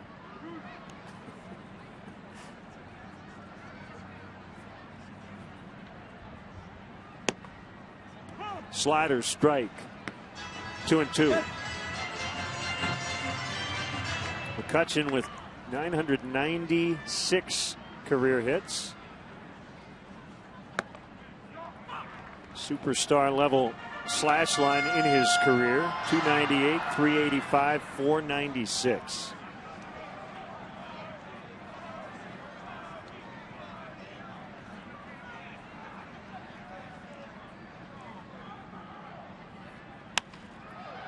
Muscled out toward center. Denorfia will make the grab.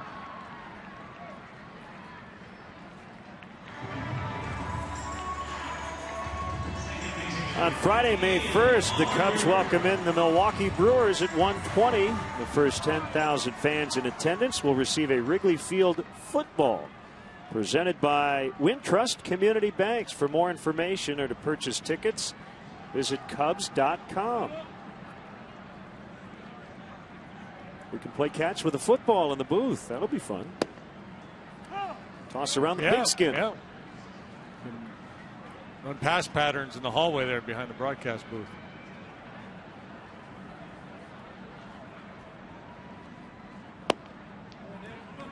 Tom House, when he was a major league pitching coach, used to have his guys throw a football around. Build arm strength.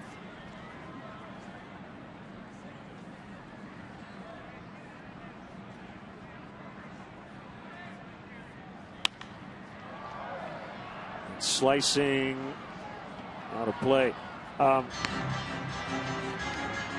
Would it be like quarterbacks warming up, though? Would it be non-pitchers catching the football? Because the last thing you'd want is a pitcher to catch a ball and break a finger. Yeah, I don't know, though. I think they probably did play catch.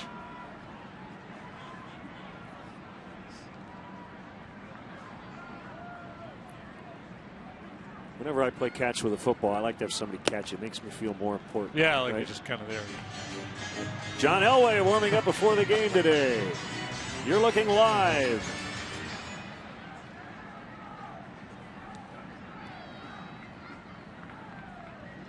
Here's a 2-2. Bounced foul. I'd like to see that in baseball. Guy getting the side work down in the bullpen, and he has somebody catching the ball for him when it comes back from the catcher. There you go. How about throwing his bullpen without a glove?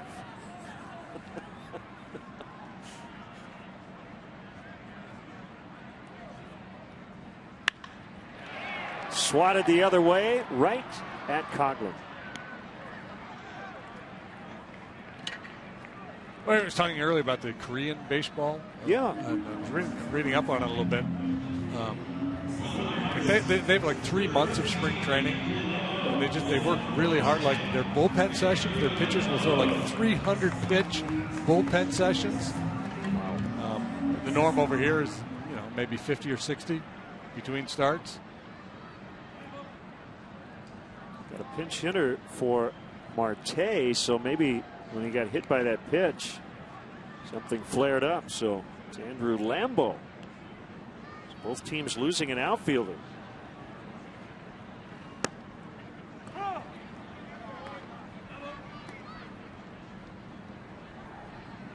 Kind of feels like we're playing on the frozen tundra tonight.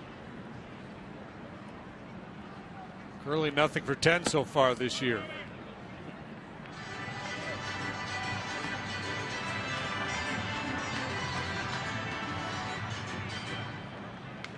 Well, assuming he'll stay in the game in the outfield, can Lambeau field is the question. 2-1.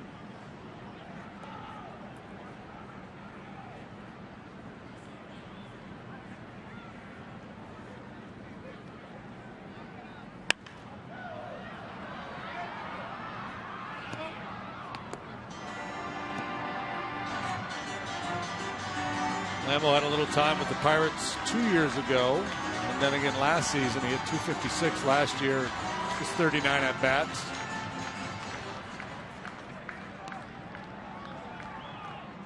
Pretty good minor league power numbers. Swung on and missed. Strike 3. 4-1 Pirates after the Polanco home run.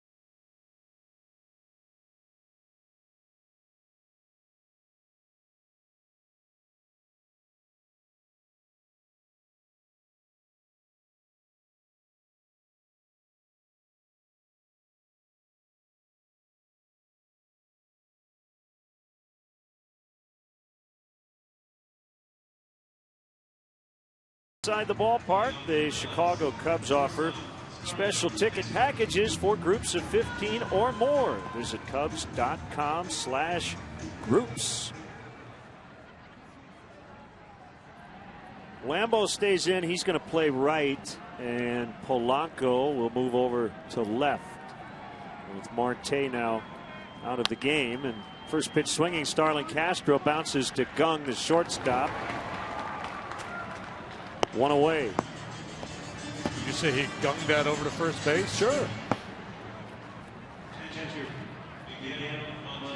3 groundouts for Starlin tonight. So he looks to extend a little mini hitting streak. He's hitting 4 consecutive. Only closing in on 100 pitches. And the Pirates have action in the bullpen, as do the Cubs. Get a little something going here. They'll likely hit for Hamill, down 3 in the 6th.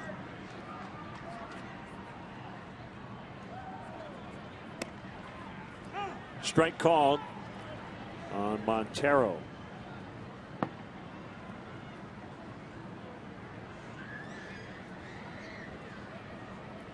Mark Melanson gave it up in the 9th last night, not available tonight. As we look ahead to their bullpen. He's still the closer. He's just been really busy as of late.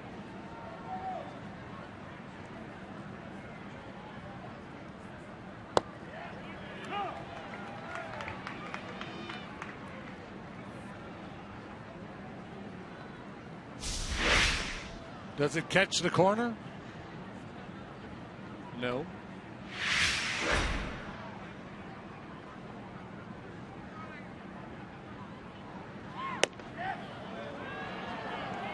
Well, that's the pitch. That's the one they give up on. And talked at the start of the ball game about all the called third strikes he got last year. Some deception there, and he's thrown across his body, and that runner back to the inside corner. You see the left-handed hitters freeze on it quite frequently. Bounce the other way to Harrison. And 2 outs.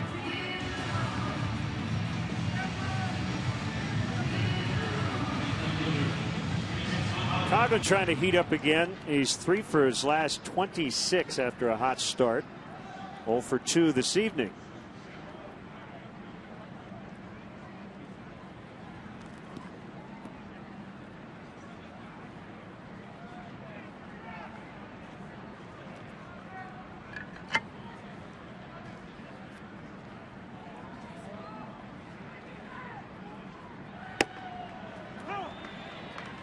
You may be wondering what the Mets team record is for consecutive wins. It's 11.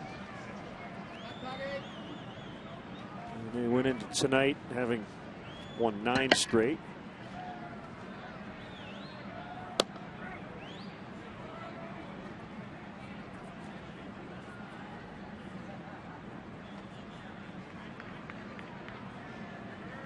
Dylan G pitching for the Metropolitans tonight. What are they doing? I haven't even paid attention. They're scoring a bunch of runs. Their pitching been really good. A little of both. For this great start, has to be, right? They're doing a little bit of everything. Let's see. The 11-3 Mets. 3rd in the National League in runs. 3rd in the league in ERA. So yes and yes. Yep. Pulled into right. And a base hit for Coghlan to keep the inning alive. Jason Hamill will not take the at bat. It'll be Wellington Castillo instead. Morley went back to that inside fastball. Coghlan ready for it. Hammers it to right field. Franco was playing rather deep, so he was able to cut it off and prevent an extra base hit.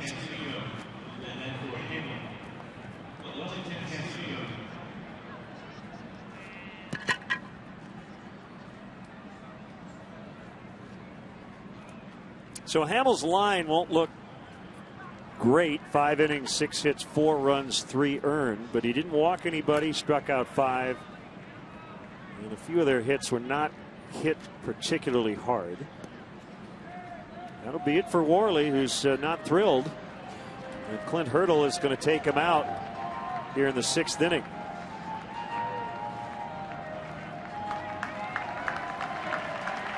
So it's 4-1 Pirates. We'll be back.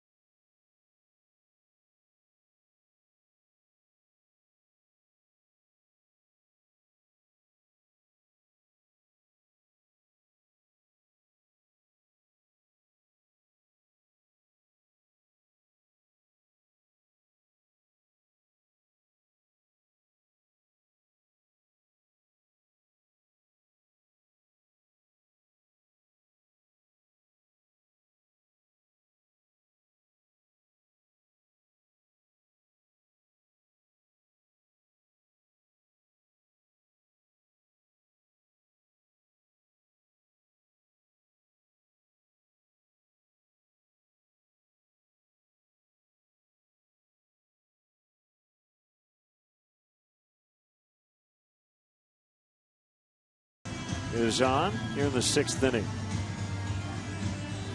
Solid job by Vance Worley tonight. Turns it over to Scahill, who worked an inning on Monday in the opener of the series. Pitched a scoreless 9th inning, allowed a couple of hits. A fastball that'll work into the mid-90s. Slider, curve, and a change. Went to Willowbrook High School. It also produced Jody Garrett, who was a Cub at one point. 8th round pick in 2009 of the Colorado Rockies. Remember pitcher Mike Rowland? Mike Rowland, I do not. Briefly with the Giants in 80 and 81. He also went to Willowbrook.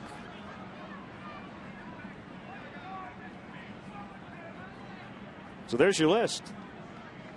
3 major league players who went to Willowbrook High. Swing and a miss by the pinch hitter, Wellington Castillo. Big night last night. Double, home run, game-winning RBI and a ground out in the 9th inning.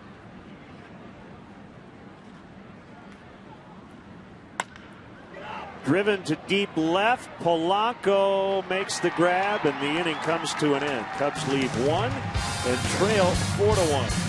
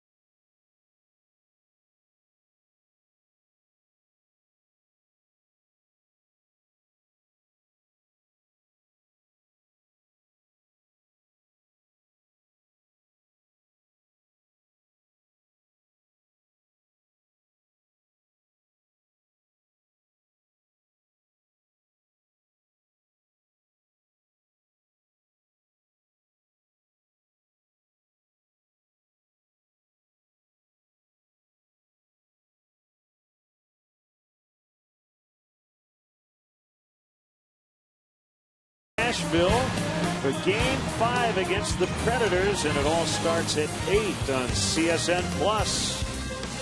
For the knockout punch tomorrow night. Tired guys at that club, boy. They played 5 hours worth last night. Yeah.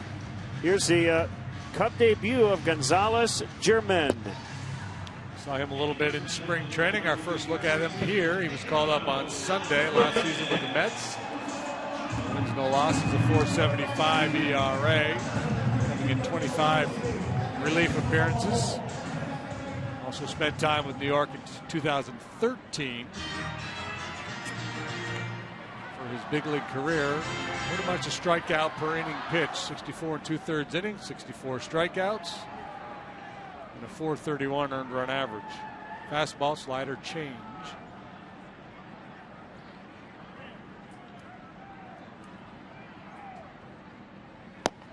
Alvarez swings and misses on the changeup. Straight change. Well executed.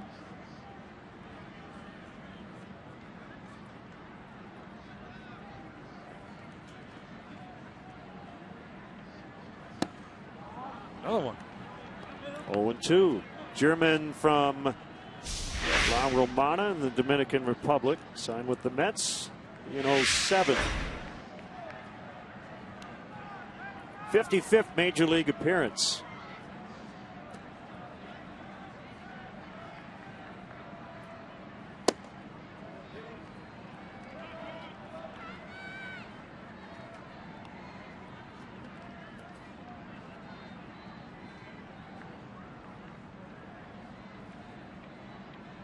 Four straight changeups to start the at-bat.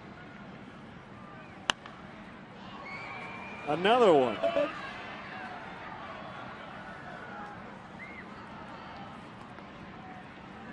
Changeup that Alvarez hit to right field last time up for a sac fly. Now the question is, if you're Miguel Montero, do you feel like you've slowed that bat up enough where you can try to sneak a piece of cheese by him? He struck out Alvarez in his Major League debut with the Mets 2 seasons ago. Oh, and he does it again here with a fastball. Oh, that was pretty. 4 consecutive changeups, and then they do sneak that fastball by him on the inside corner. 94, that's good stuff.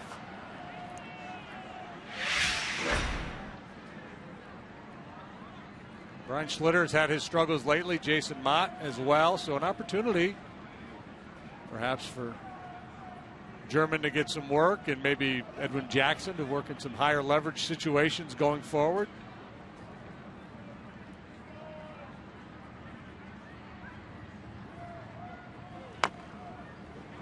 Tap foul by Cervelli. So you don't see it as much as you used to. Guys will choke up on the bat.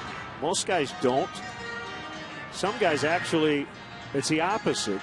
And you see Cervelli, that bottom hand,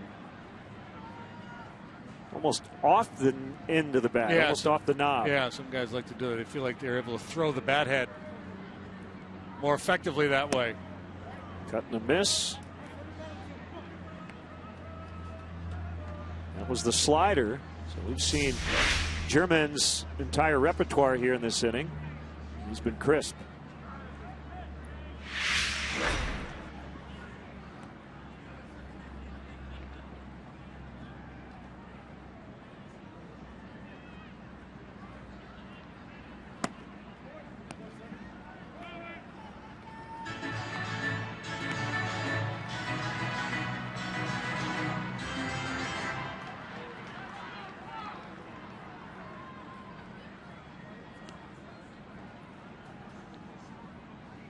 It's the sign for Montero. They're going in.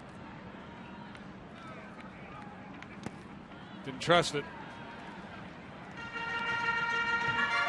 Doing 95 miles an hour, just didn't feel comfortable throwing it inside. You can always tell when a guy's not comfortable going inside. Not always tell, but a telltale sign. They'll kind of not drive it and finish the pitch in there. They'll cut it off and miss low.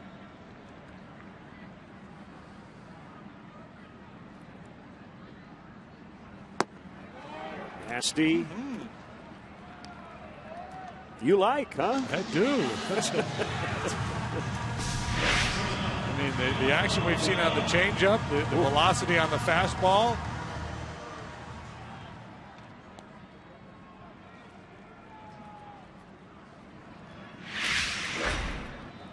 Gung, who hit a sac fly in his first at bat, struck out the next time. 94 on the heat at the knees. Tried and true for strike one.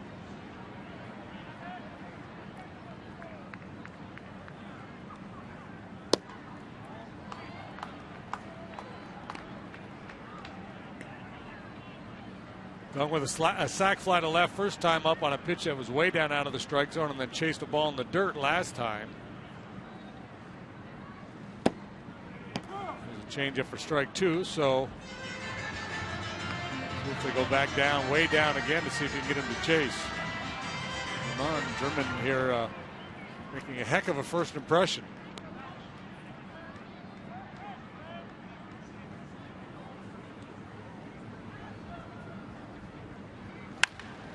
Line in the left. Did him a favor.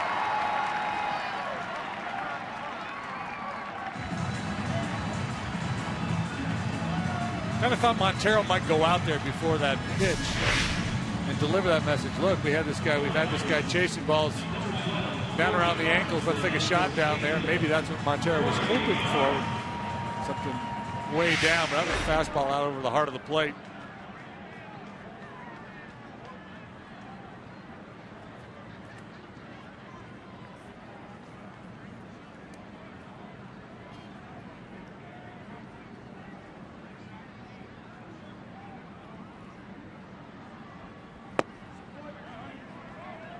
Mentioning big leaguers who went to Willowbrook High School.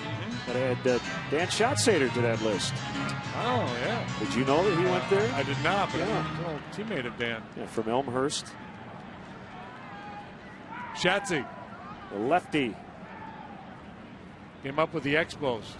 Swing and a miss by Corey Hart, the pinch hitter. Got a tweet from somebody who didn't have a name on their Twitter. It's just a bunch of letters and numbers. But thank you for the tweet.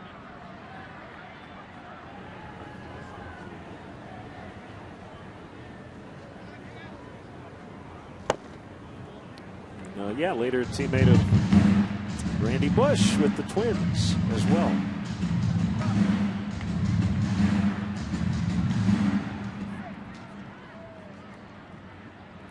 Two balls and a strike.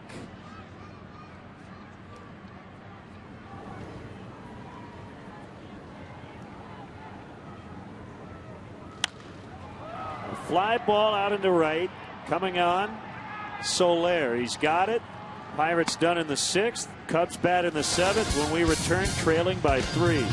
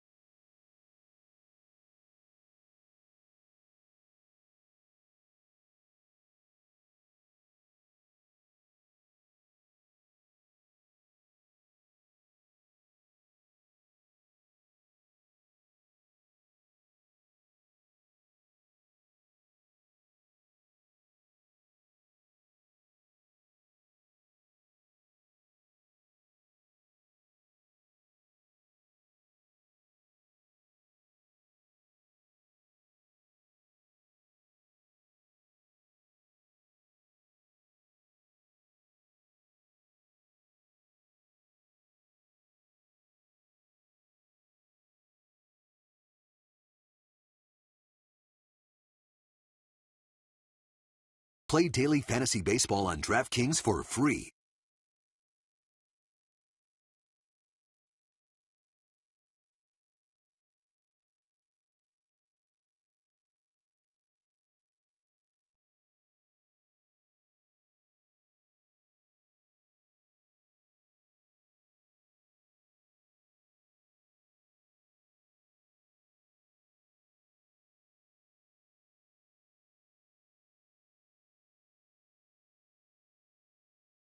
On Comcast Sportsnet is brought to you by DraftKings. Play daily fantasy baseball on DraftKings for free using promo code Reverse the Curse.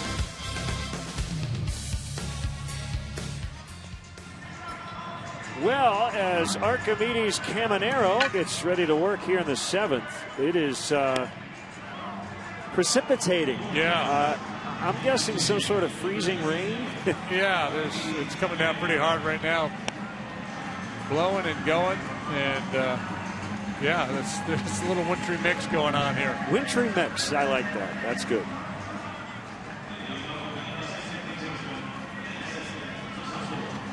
That's meteorologist speak. Yeah. That's good.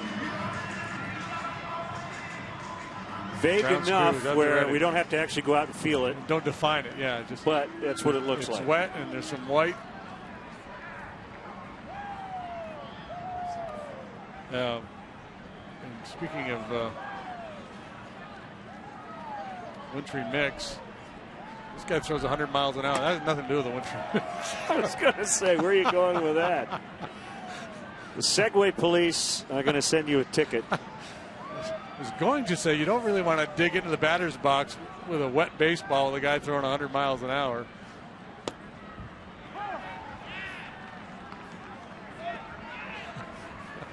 Speaking of wintry mix, I love how you just gave up on that. I'd like some analogy. toast. Speaking of wintry mix, here we go in the 7th. 100 as he's trying to heat it up. Yeah, that was where some I was hot going. sauce. That's where I was going.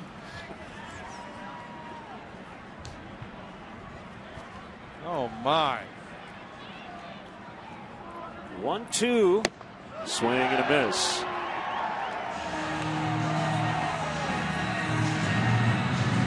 Archimedes Caminero been put on waivers by the Marlins.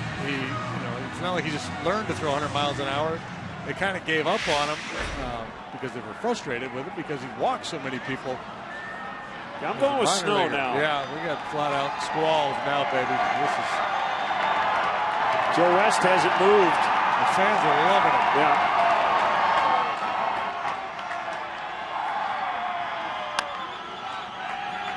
On the ground, Gung throws him out. I'm thinking the running game is going to have to take over here at some point. May come down to the offensive and defensive lines. Yeah, force a turnover or two. But Ray Searage, the pitching coach of the Pirates, got a hold of Caminero here and made a little bit of a mechanical adjustment and just kind of talked him into backing off a little bit, I guess. And so far, so good. He had good control in spring training. It's bad news for National League hitters. Yeah. So far this year, he has the highest average fastball velocity in baseball. Feels like we're at Lambeau. Yeah. So it's 100 miles an hour, and you've got to look through the snow to try to hit it. Oh. Power against power. Not to get off track here, but I feel like we're in the Truman Show, and we're in a snow globe, and they just shook it up.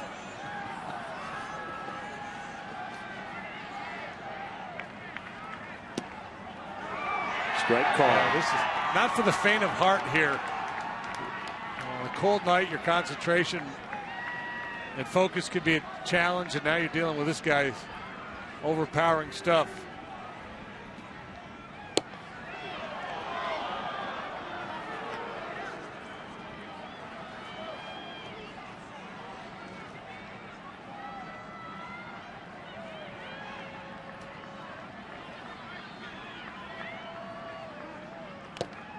Piece.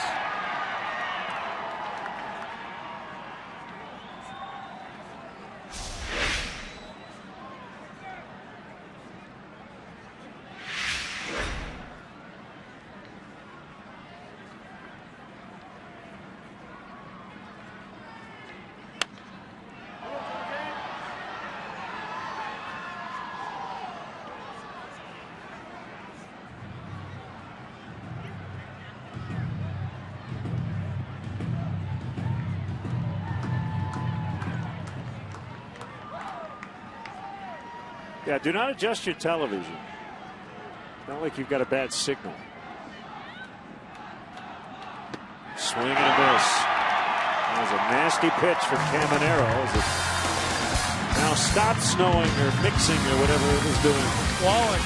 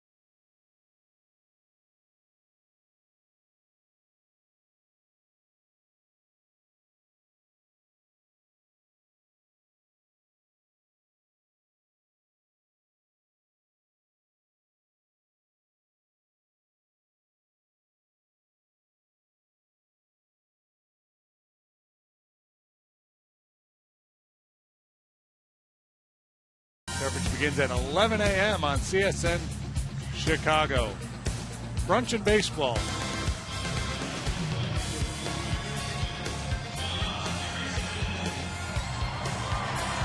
(4-1) Pirates. Gonzalez German. A couple of strikeouts in his first inning as a Cub. Back out there to face the top of the Pirates lineup, and it has stopped hailing or snowing or sleeting or whatever it was doing, at least for the moment.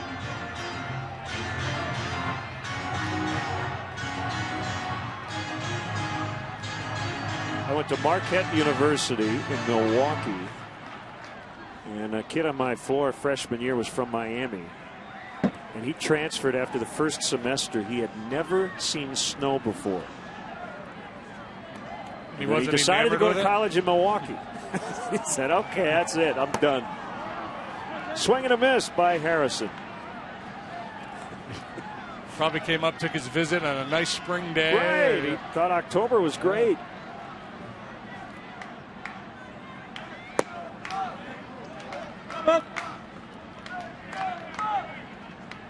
One and one.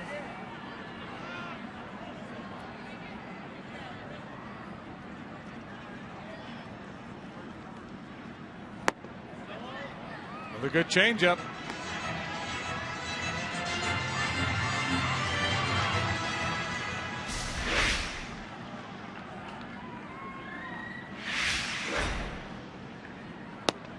Come on.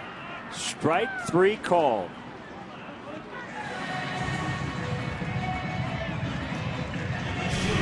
Not just throwing it up there, he's really executing pitches.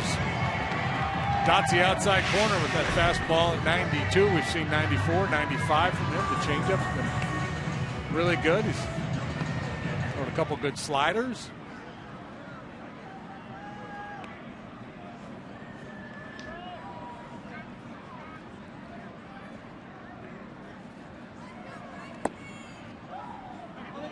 Close, didn't get it.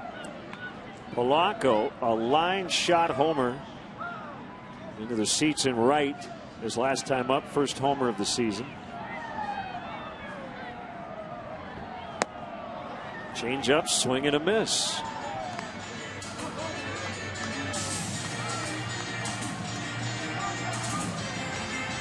An explosive swing of the bat there by Polanco.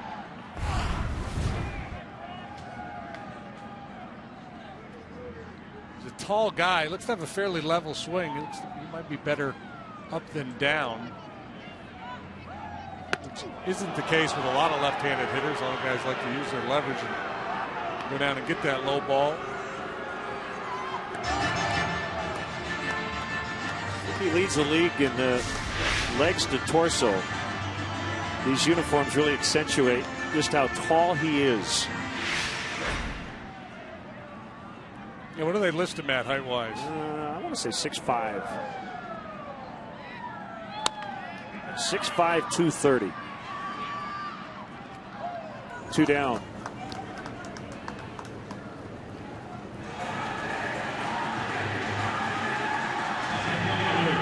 Not as thick. Would Dave Winfield be comparable? Yeah, that's body type-wise? Yeah.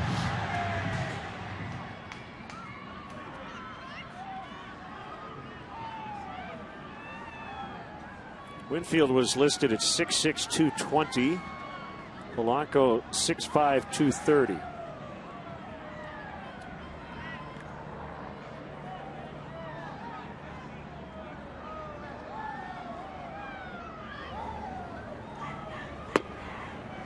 Since you brought him up, he was one of my favorite guys to watch. Big Winf? Oh.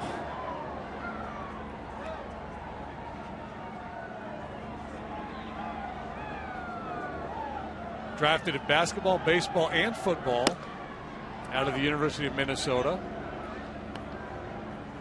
He was a guy who could kind of do everything on the field, and he looked like he could. Yeah. You know what I mean? He just looked like he was better at it than everybody else. Broken bat, one hopper to Russell, and he will get McCutchen. Nice work, Gonzalez-German in his Cubs debut. 2 scoreless innings to keep his team within 3.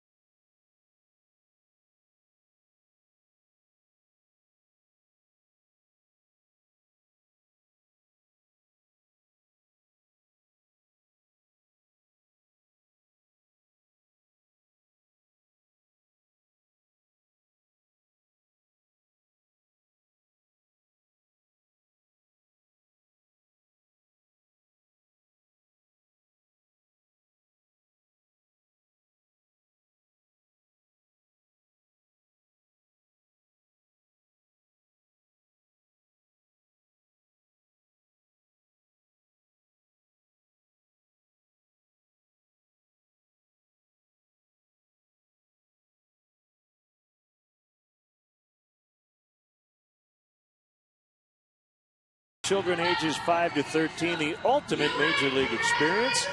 During 1-week sessions in the Chicago area, suit up in Cubs gear, meet a current Cubs player, plus receive top-notch baseball instruction. First camp kicks off in Lake Forest, June 22nd. Sign up at Cubs.com/camps. Cold, wet night here in Pittsburgh as the Pirates try to grab their first win of this series. 1 more to go tomorrow. Jared Hughes is on here in the 8th, presumably setting up tonight for Tony Watson with Mark Melancon unavailable. Rizzo, Bryant, Castro. And first pitch swinging. Rizzo deposits that ball into right, so he's been on 2 more times tonight, 5 trips. So let's see, he has reached in 22 of his last 42 plate appearances. He goes to the plate with a plan. In this instance, obviously, he's looking for something out over the plate. It's a sinker. You're going to see a whole lot of sinkers from Hughes. Rizzo sometimes gives you a very patient approach. Other times he goes up there attacking.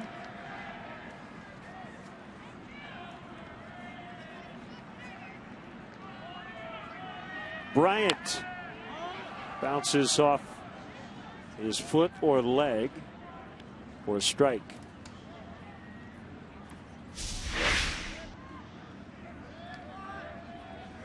How's that feel on a cold night? Not good.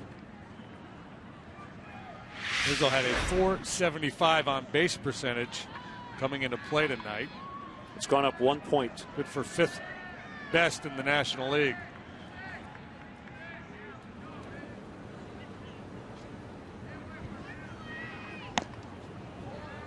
Slider missed to make it 1-1.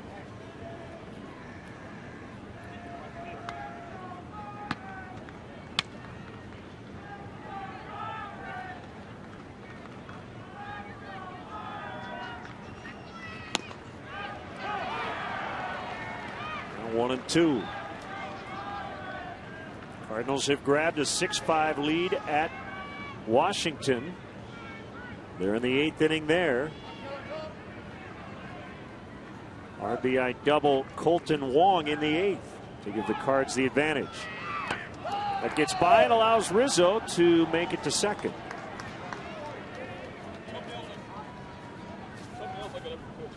I think Hughes would be a tough guy to catch with all that movement.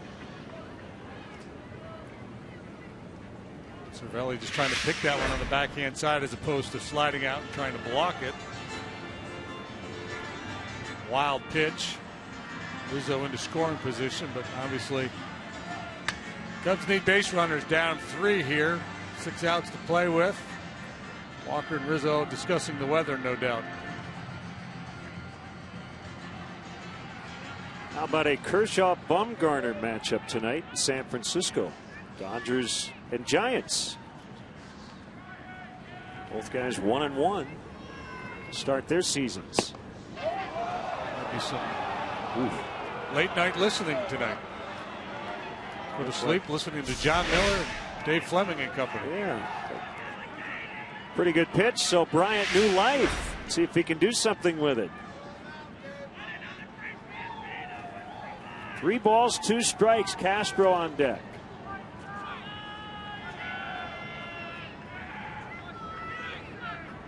Ball 4. Yeah, that's been one of the really impressive things about Bryant is his patience in situations where a lot of hitters and a lot of really young hitters would be a little jumpy. So that matchup you referenced, Bumgarner and Kershaw, the first time ever a reigning MVP is squared off against a reigning World Series MVP. Okay. Pitchers just don't win that many MVPs. Right.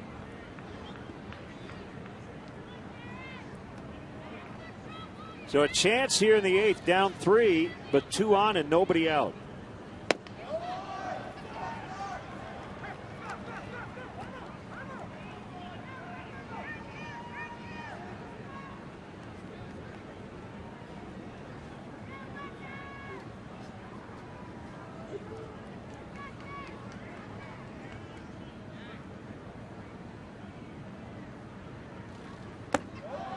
Two balls, no strikes.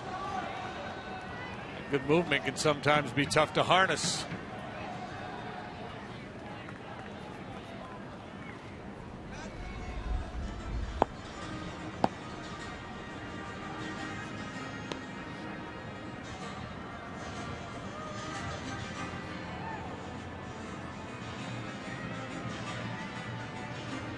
Glenn Hurdle pacing and chomping, as is the norm. He's had a nice run here. Obviously playoff team the last 2 seasons. Yeah, Clint hobbling a little bit. As you mentioned, he's pacing. Yeah, both hips replaced this past offseason. This is his 5th year as the manager of the Pirates. Losing records the first 2 seasons and a 94-win season in 2013 that ended that long streak of consecutive losing seasons.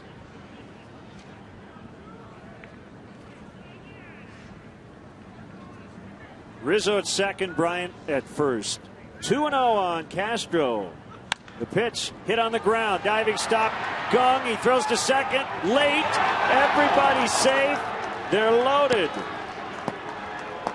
It's an infield single for Castro. More good base running. Chris Bryant. Yep.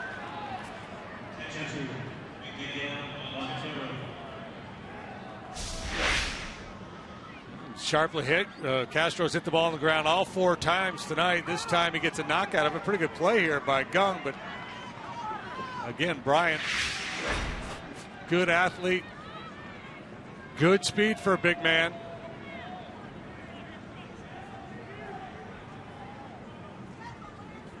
Tony Watson ramming a ball in the Pirate bullpen.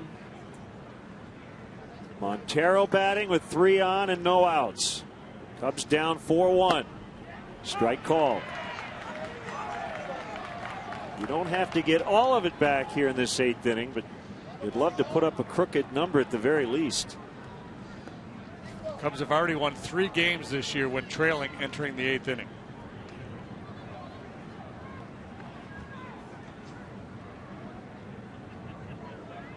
Kick, the 0-1, it gets by. And Rizzo deciding not to take a chance with nobody out. Normally you go there, but I think late in the ball game, you got to be 100% sure. Yeah, and if you don't get a good break, there's no sense risking it.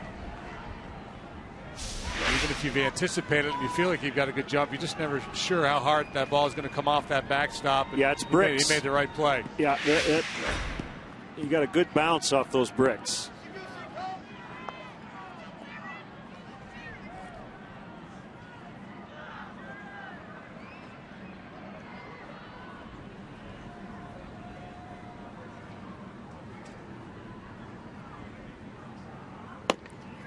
I guess the way I look at it, JD, you're not going to win the game by trying to score there, but you probably could lose it by giving up a key out. Yeah, you got a struggling pitcher on the mound. You got the bases loaded. And a patient hitter in the box who's got power. Safety first in that situation. So 2-1 on Montero. Here it comes. 2-2.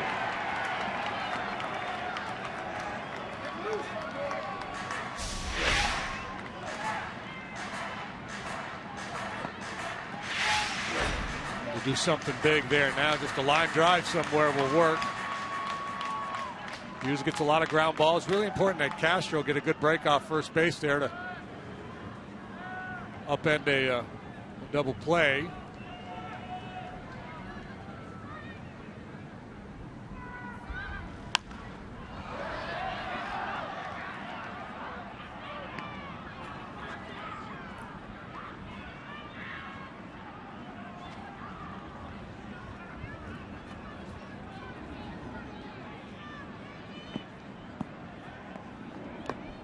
Coughlin waits on deck.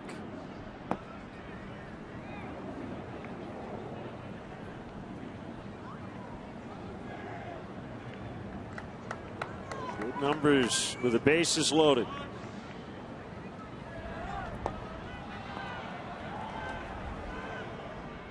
Pirates might be running out of timeouts.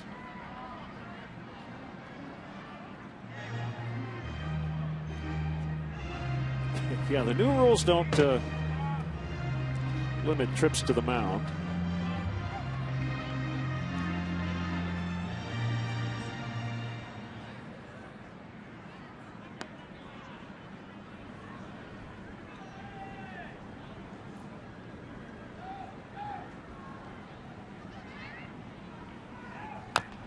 Tap foul.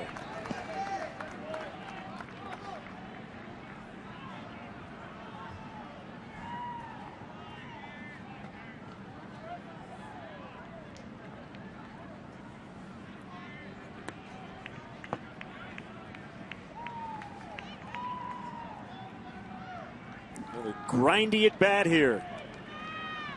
As Montero digs in. The 2-2 pitch. Bounce to first. Foul ball. Foul ball. And we'll do it again. And Montero putting up a heck of a fight here. Hughes keeps pumping that sinker in there, trying to get a ground ball. He's dying to get a ground ball double play here. That ball's just a little bit foul, and another chance for Montero.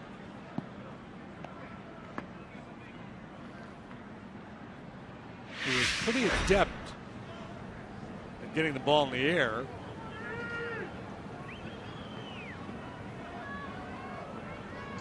Rizzo third, Bryant second, Castro first.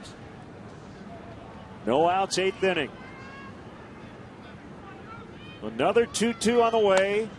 And just punched out in the left and a base hit. Rizzo will score. 4-2 on the RBI single by Montero, and they're still loaded with no outs. Well, how good was that at bat?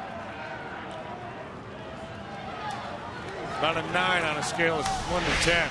Great at bat by Miguel Montero, and he spoils a good pitch. A nasty runner down and away, served into left field.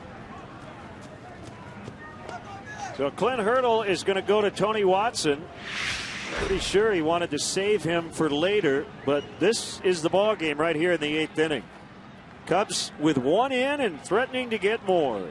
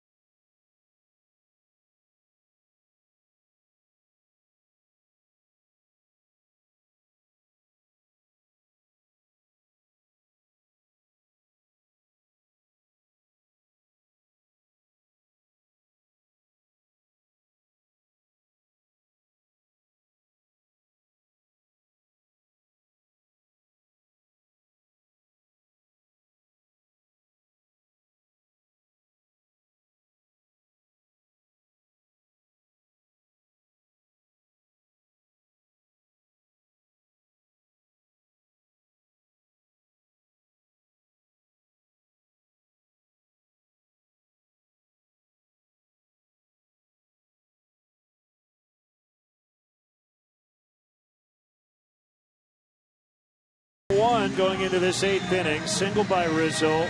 Bryant took a walk. Castro with an infield single as Bryant busted it to second and beat the throw there. Montero RBI single with the bases loaded. And instead of Chris Coghlan, we're going to see David Ross. Jonathan Herrera apparently will bat after him against Tony Watson. And Hurdle forced to bring in his would-be closer for the night, Tony Watson. And Joe Madden going for it as well here in the 8th, willing to empty the bench. Understandable that Joe would want to send a righty up there. Watson awfully tough on left-handed hitters. They had a $173 against them last year. Watson worked in the ball game last night, gave up a solo home run to Wellington Castillo in the 8th.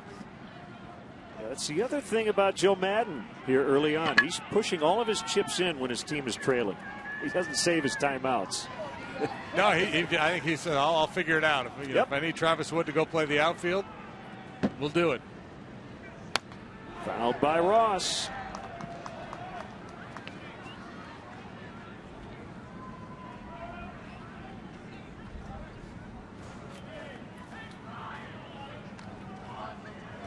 So now Bryant at third, Castro at second, Montero the runner at first.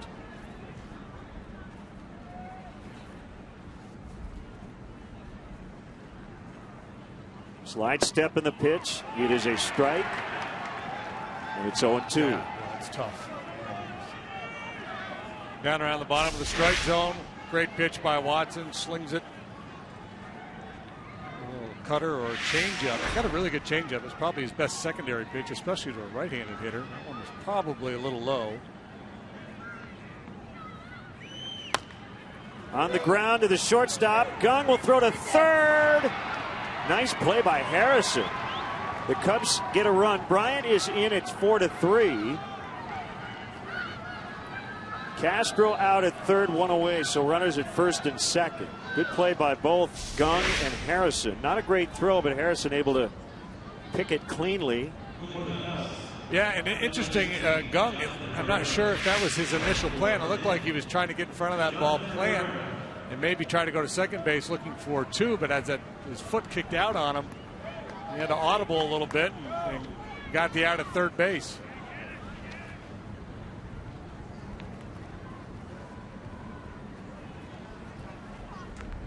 Jonathan Herrera.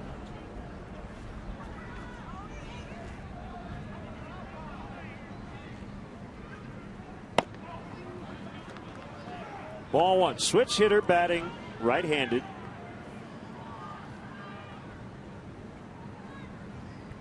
So he's used everybody on the bench now, right? Yep. Denorfia, Castillo, Ross, Herrera. Swing and a miss.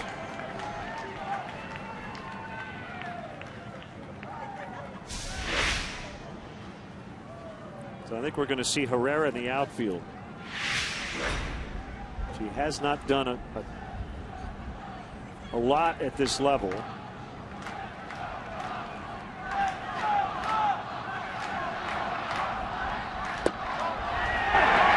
On the inside corner.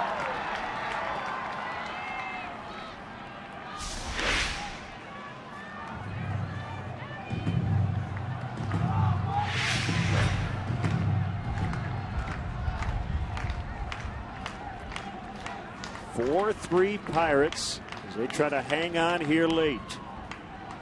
A 1-2.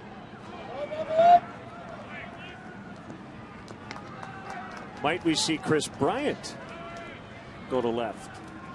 Would you feel more comfortable with Bryant or Herrera? I would say Chris.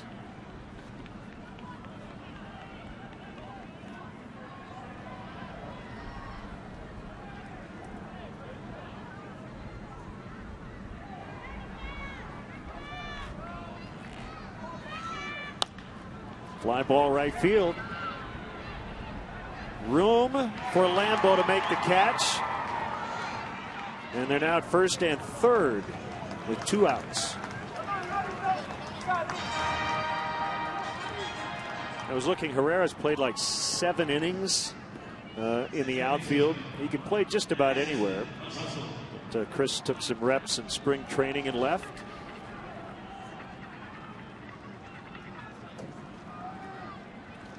Chance for the kid to be a hero. Addison Russell. So now, if the ball gets by Cervelli, it'd make more sense for Montero to be willing to gamble, try to score. 2 outs in the inning. The pitch. Bounce back, baby.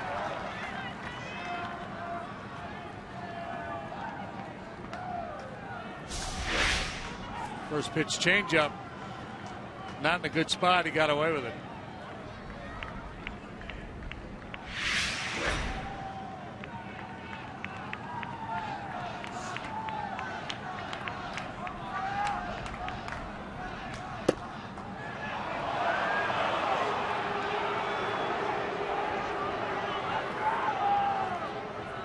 Well, the other thing about this inning is keep the line moving, and the lineup's going to turn over. So even if you don't score again in this inning, you like your chances in the ninth. Yeah, you're going to get the top of the order guys up again.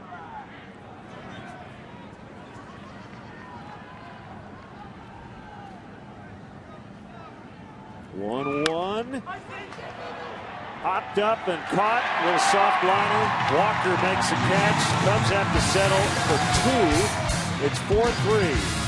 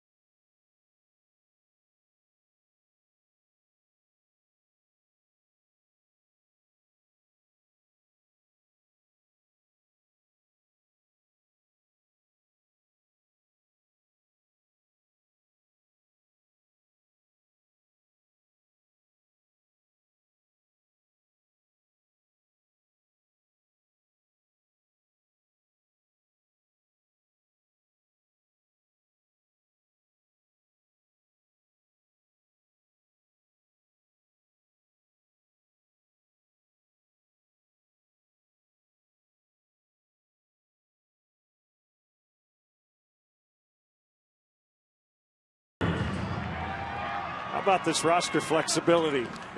Yeah, and I think this is a PNC Park specific deployment here by Joe Madden. I think, with Chris's limited experience in the outfield, he figures he's going to put a good outfielder on either side of him. And you're down a run. You're not preserving a lead here. This is really about offense in the ninth. You got to be able to score. So.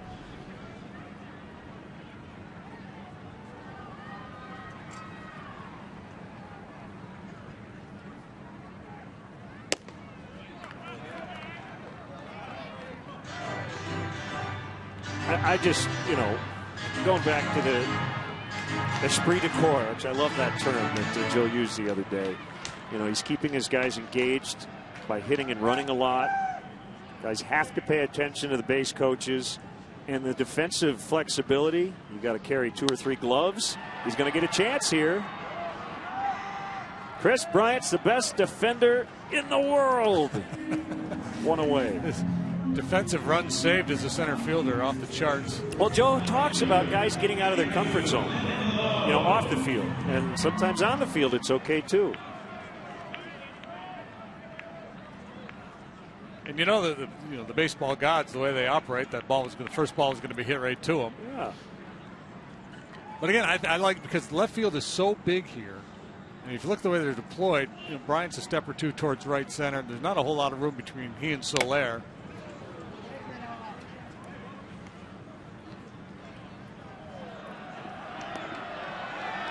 Now he shifts over to more of a straightaway position.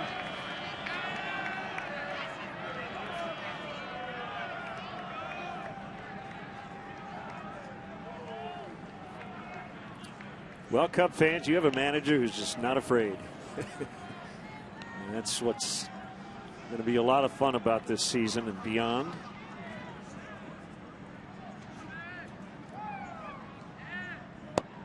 Strike called. I think if we were at Wrigley, Chris would be in left field right now. Yeah. But he played outfield in college and a little bit in spring training.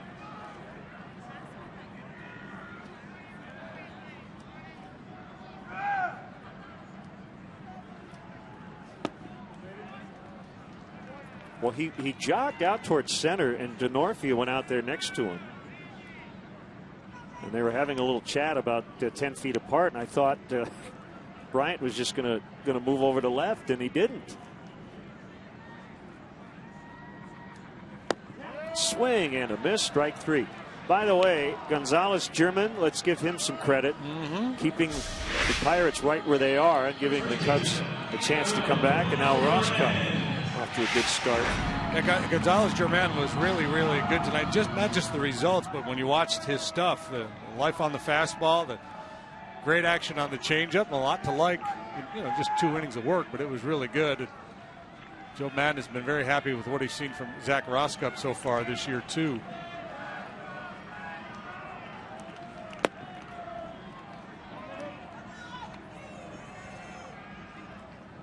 Pirates announcing Marte left because of that hit by pitch. Soft tissue contusion, like the right hand or wrist.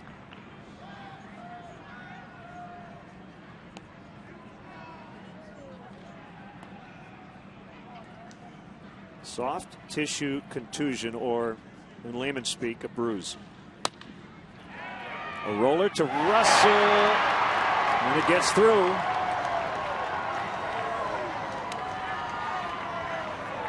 Second error of the game. Castro earlier in the 3rd, and now Russell. Yeah, I think Addison was so intent on getting in front of this ball that he overplayed it. Might have been better off just trying to play it on the backhand side.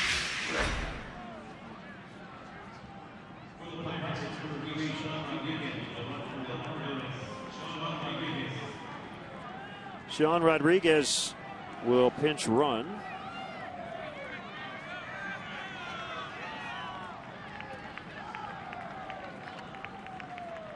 And Joe Madden will make a pitching change. Pedro Strop against Francisco Cervelli when we come back.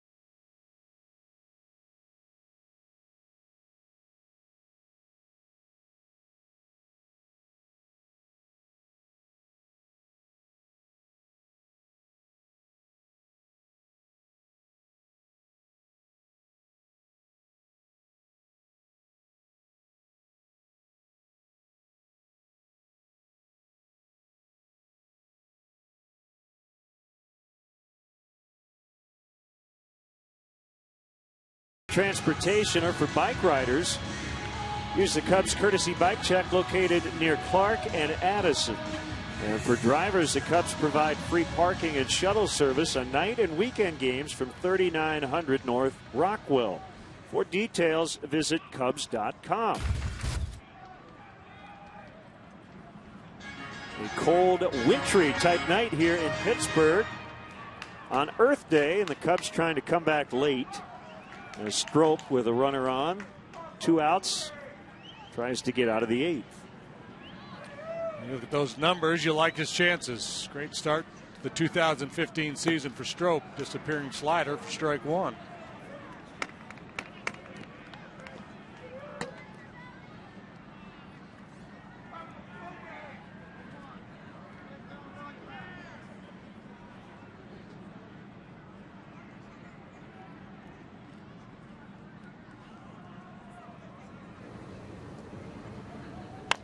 Cervelli, ground ball to third. Herrera up with it. We will head off to the 9th.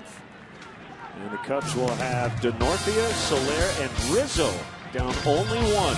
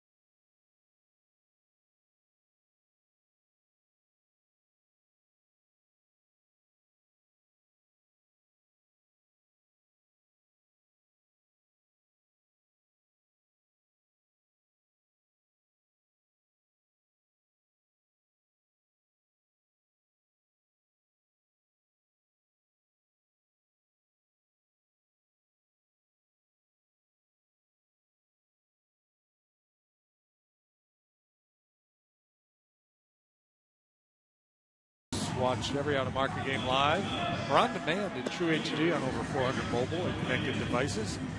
Blackout and other restrictions apply. Visit MLB.tv for details.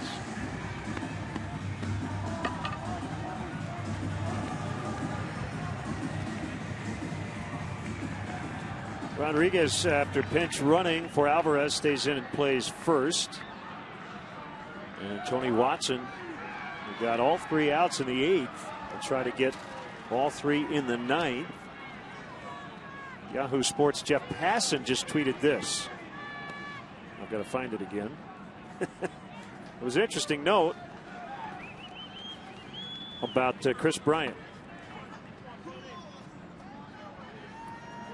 Here's Chris DeNorthia. Ball 1. He tweets, the only taller players in history to play center field are Dave Winfield, Corey Hart, John Mayberry Jr., and Dick Hall. Corey Hart in the ballpark. Yeah.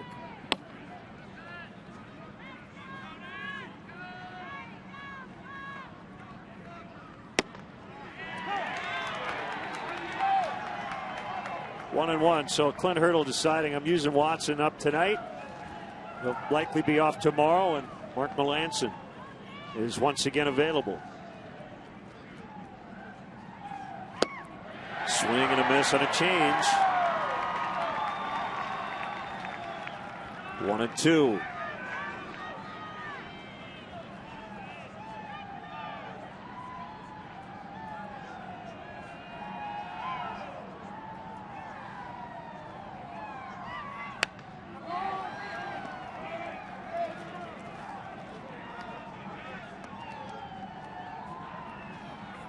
For a few years there, it was Watson and Wilson, the lefties in the Pirate bullpen. Wilson has moved on. He went to the Yankees. Now it's Antonio Bastardo, former Philly, the other lefty in the Pirate bullpen. We saw him last night. Denorfia has been good against left-handed pitching throughout his big league career.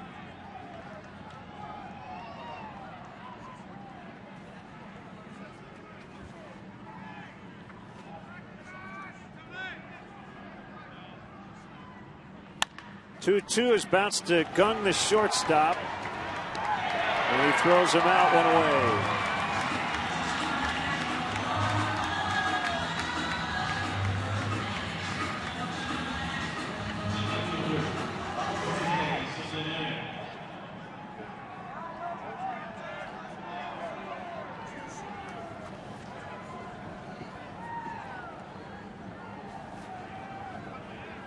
Jorge has not put a ball in play. He has walked and struck out now 3 times.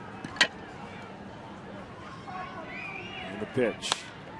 Lined and actually trapped over there by Walker, but plenty of time to throw him out. That'll be a 4-3 ground out in the books. 2 away. Well, he can't hit it much harder, but Walker perfectly positioned.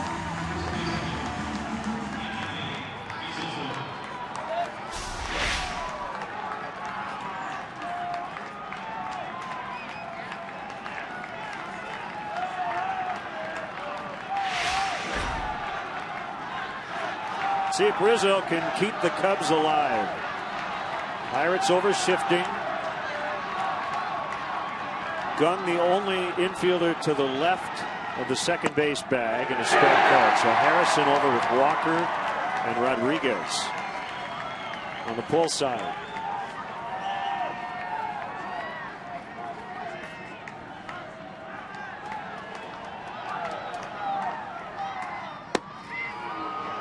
One and one.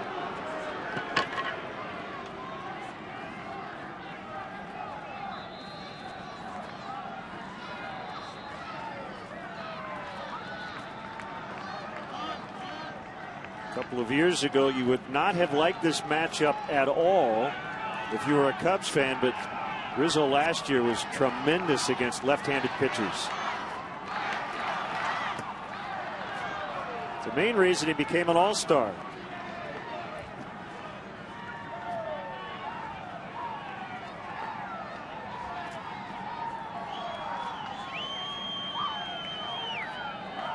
This year he's 3 out of 6 against lefties. Hit 300 against him last year with a 421 on base, a 507 slugging. Numbers actually, great numbers, better against lefties than righties. 3-1. Guess who's next? The center fielder.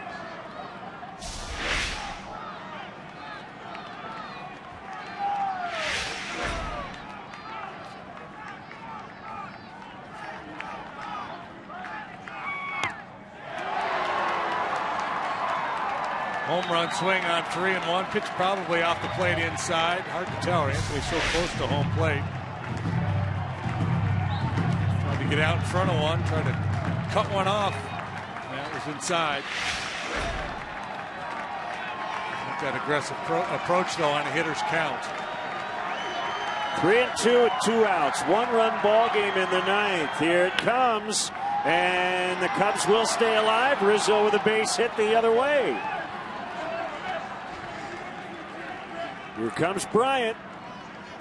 He's such a good hitter. He's such a good plan. We talked about the comparisons with Joey Votto. You can see a whole lot of it. He took the big swing on 3-1, didn't get it, and then just went into contact mode on 3-2. Got himself a knock and gave Bryant a chance to do damage.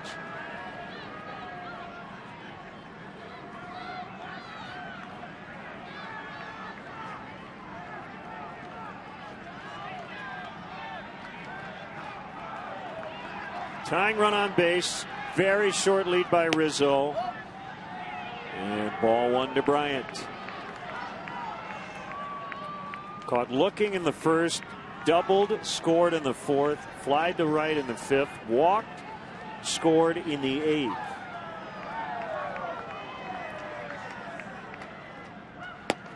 As you would expect, Pirates playing no doubles in the outfielder. The outfielders are in a different area code in this big ballpark. If it gets over their heads, it's leaving the yard. Josh Harrison guarding the line at third.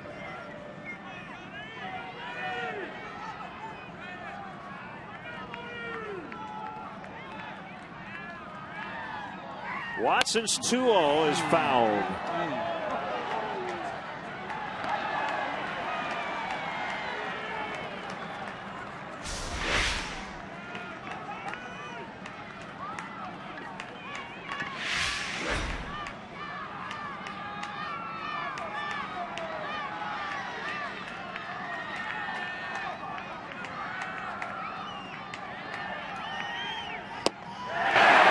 Changeup, 2-2. That's a tough pitch.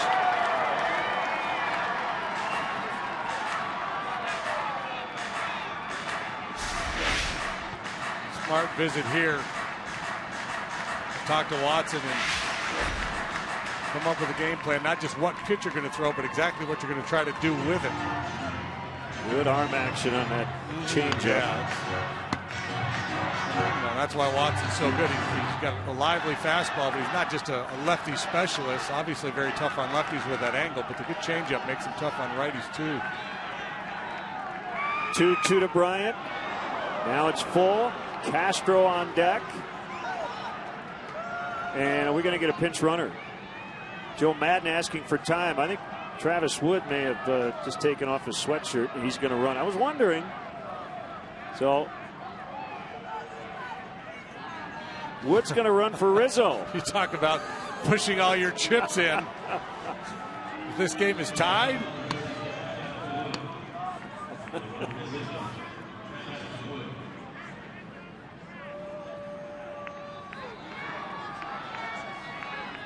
If this game is tied, Wood will become an outfielder, and Bryant will probably come in and play first base. I think that. 3-2 with 2 outs. There goes Wood. Swing and a miss. Strike 3. And the Pirates hang on tonight. So Watson came on, really bailed out the Pirates in the 8th inning as the Cubs were threatening to tie it. They got a couple charged to Hughes, but Watson ends up saving the game. And our Vinny's Beverage Depot toast of the game. Going to go with Polanco's home run in the 5th. At the time, it just added on to their lead, but they needed every run to win. Yeah, they did not score after that. An outstanding job by the Cubs bullpen tonight. The bullpen has been a little shaky of late, but solid work here tonight. Just came up a little bit short. Cubs still with a chance to win this series as they'll play tomorrow morning in the finale. And we'll be on the air with you at 11:30 for the game time.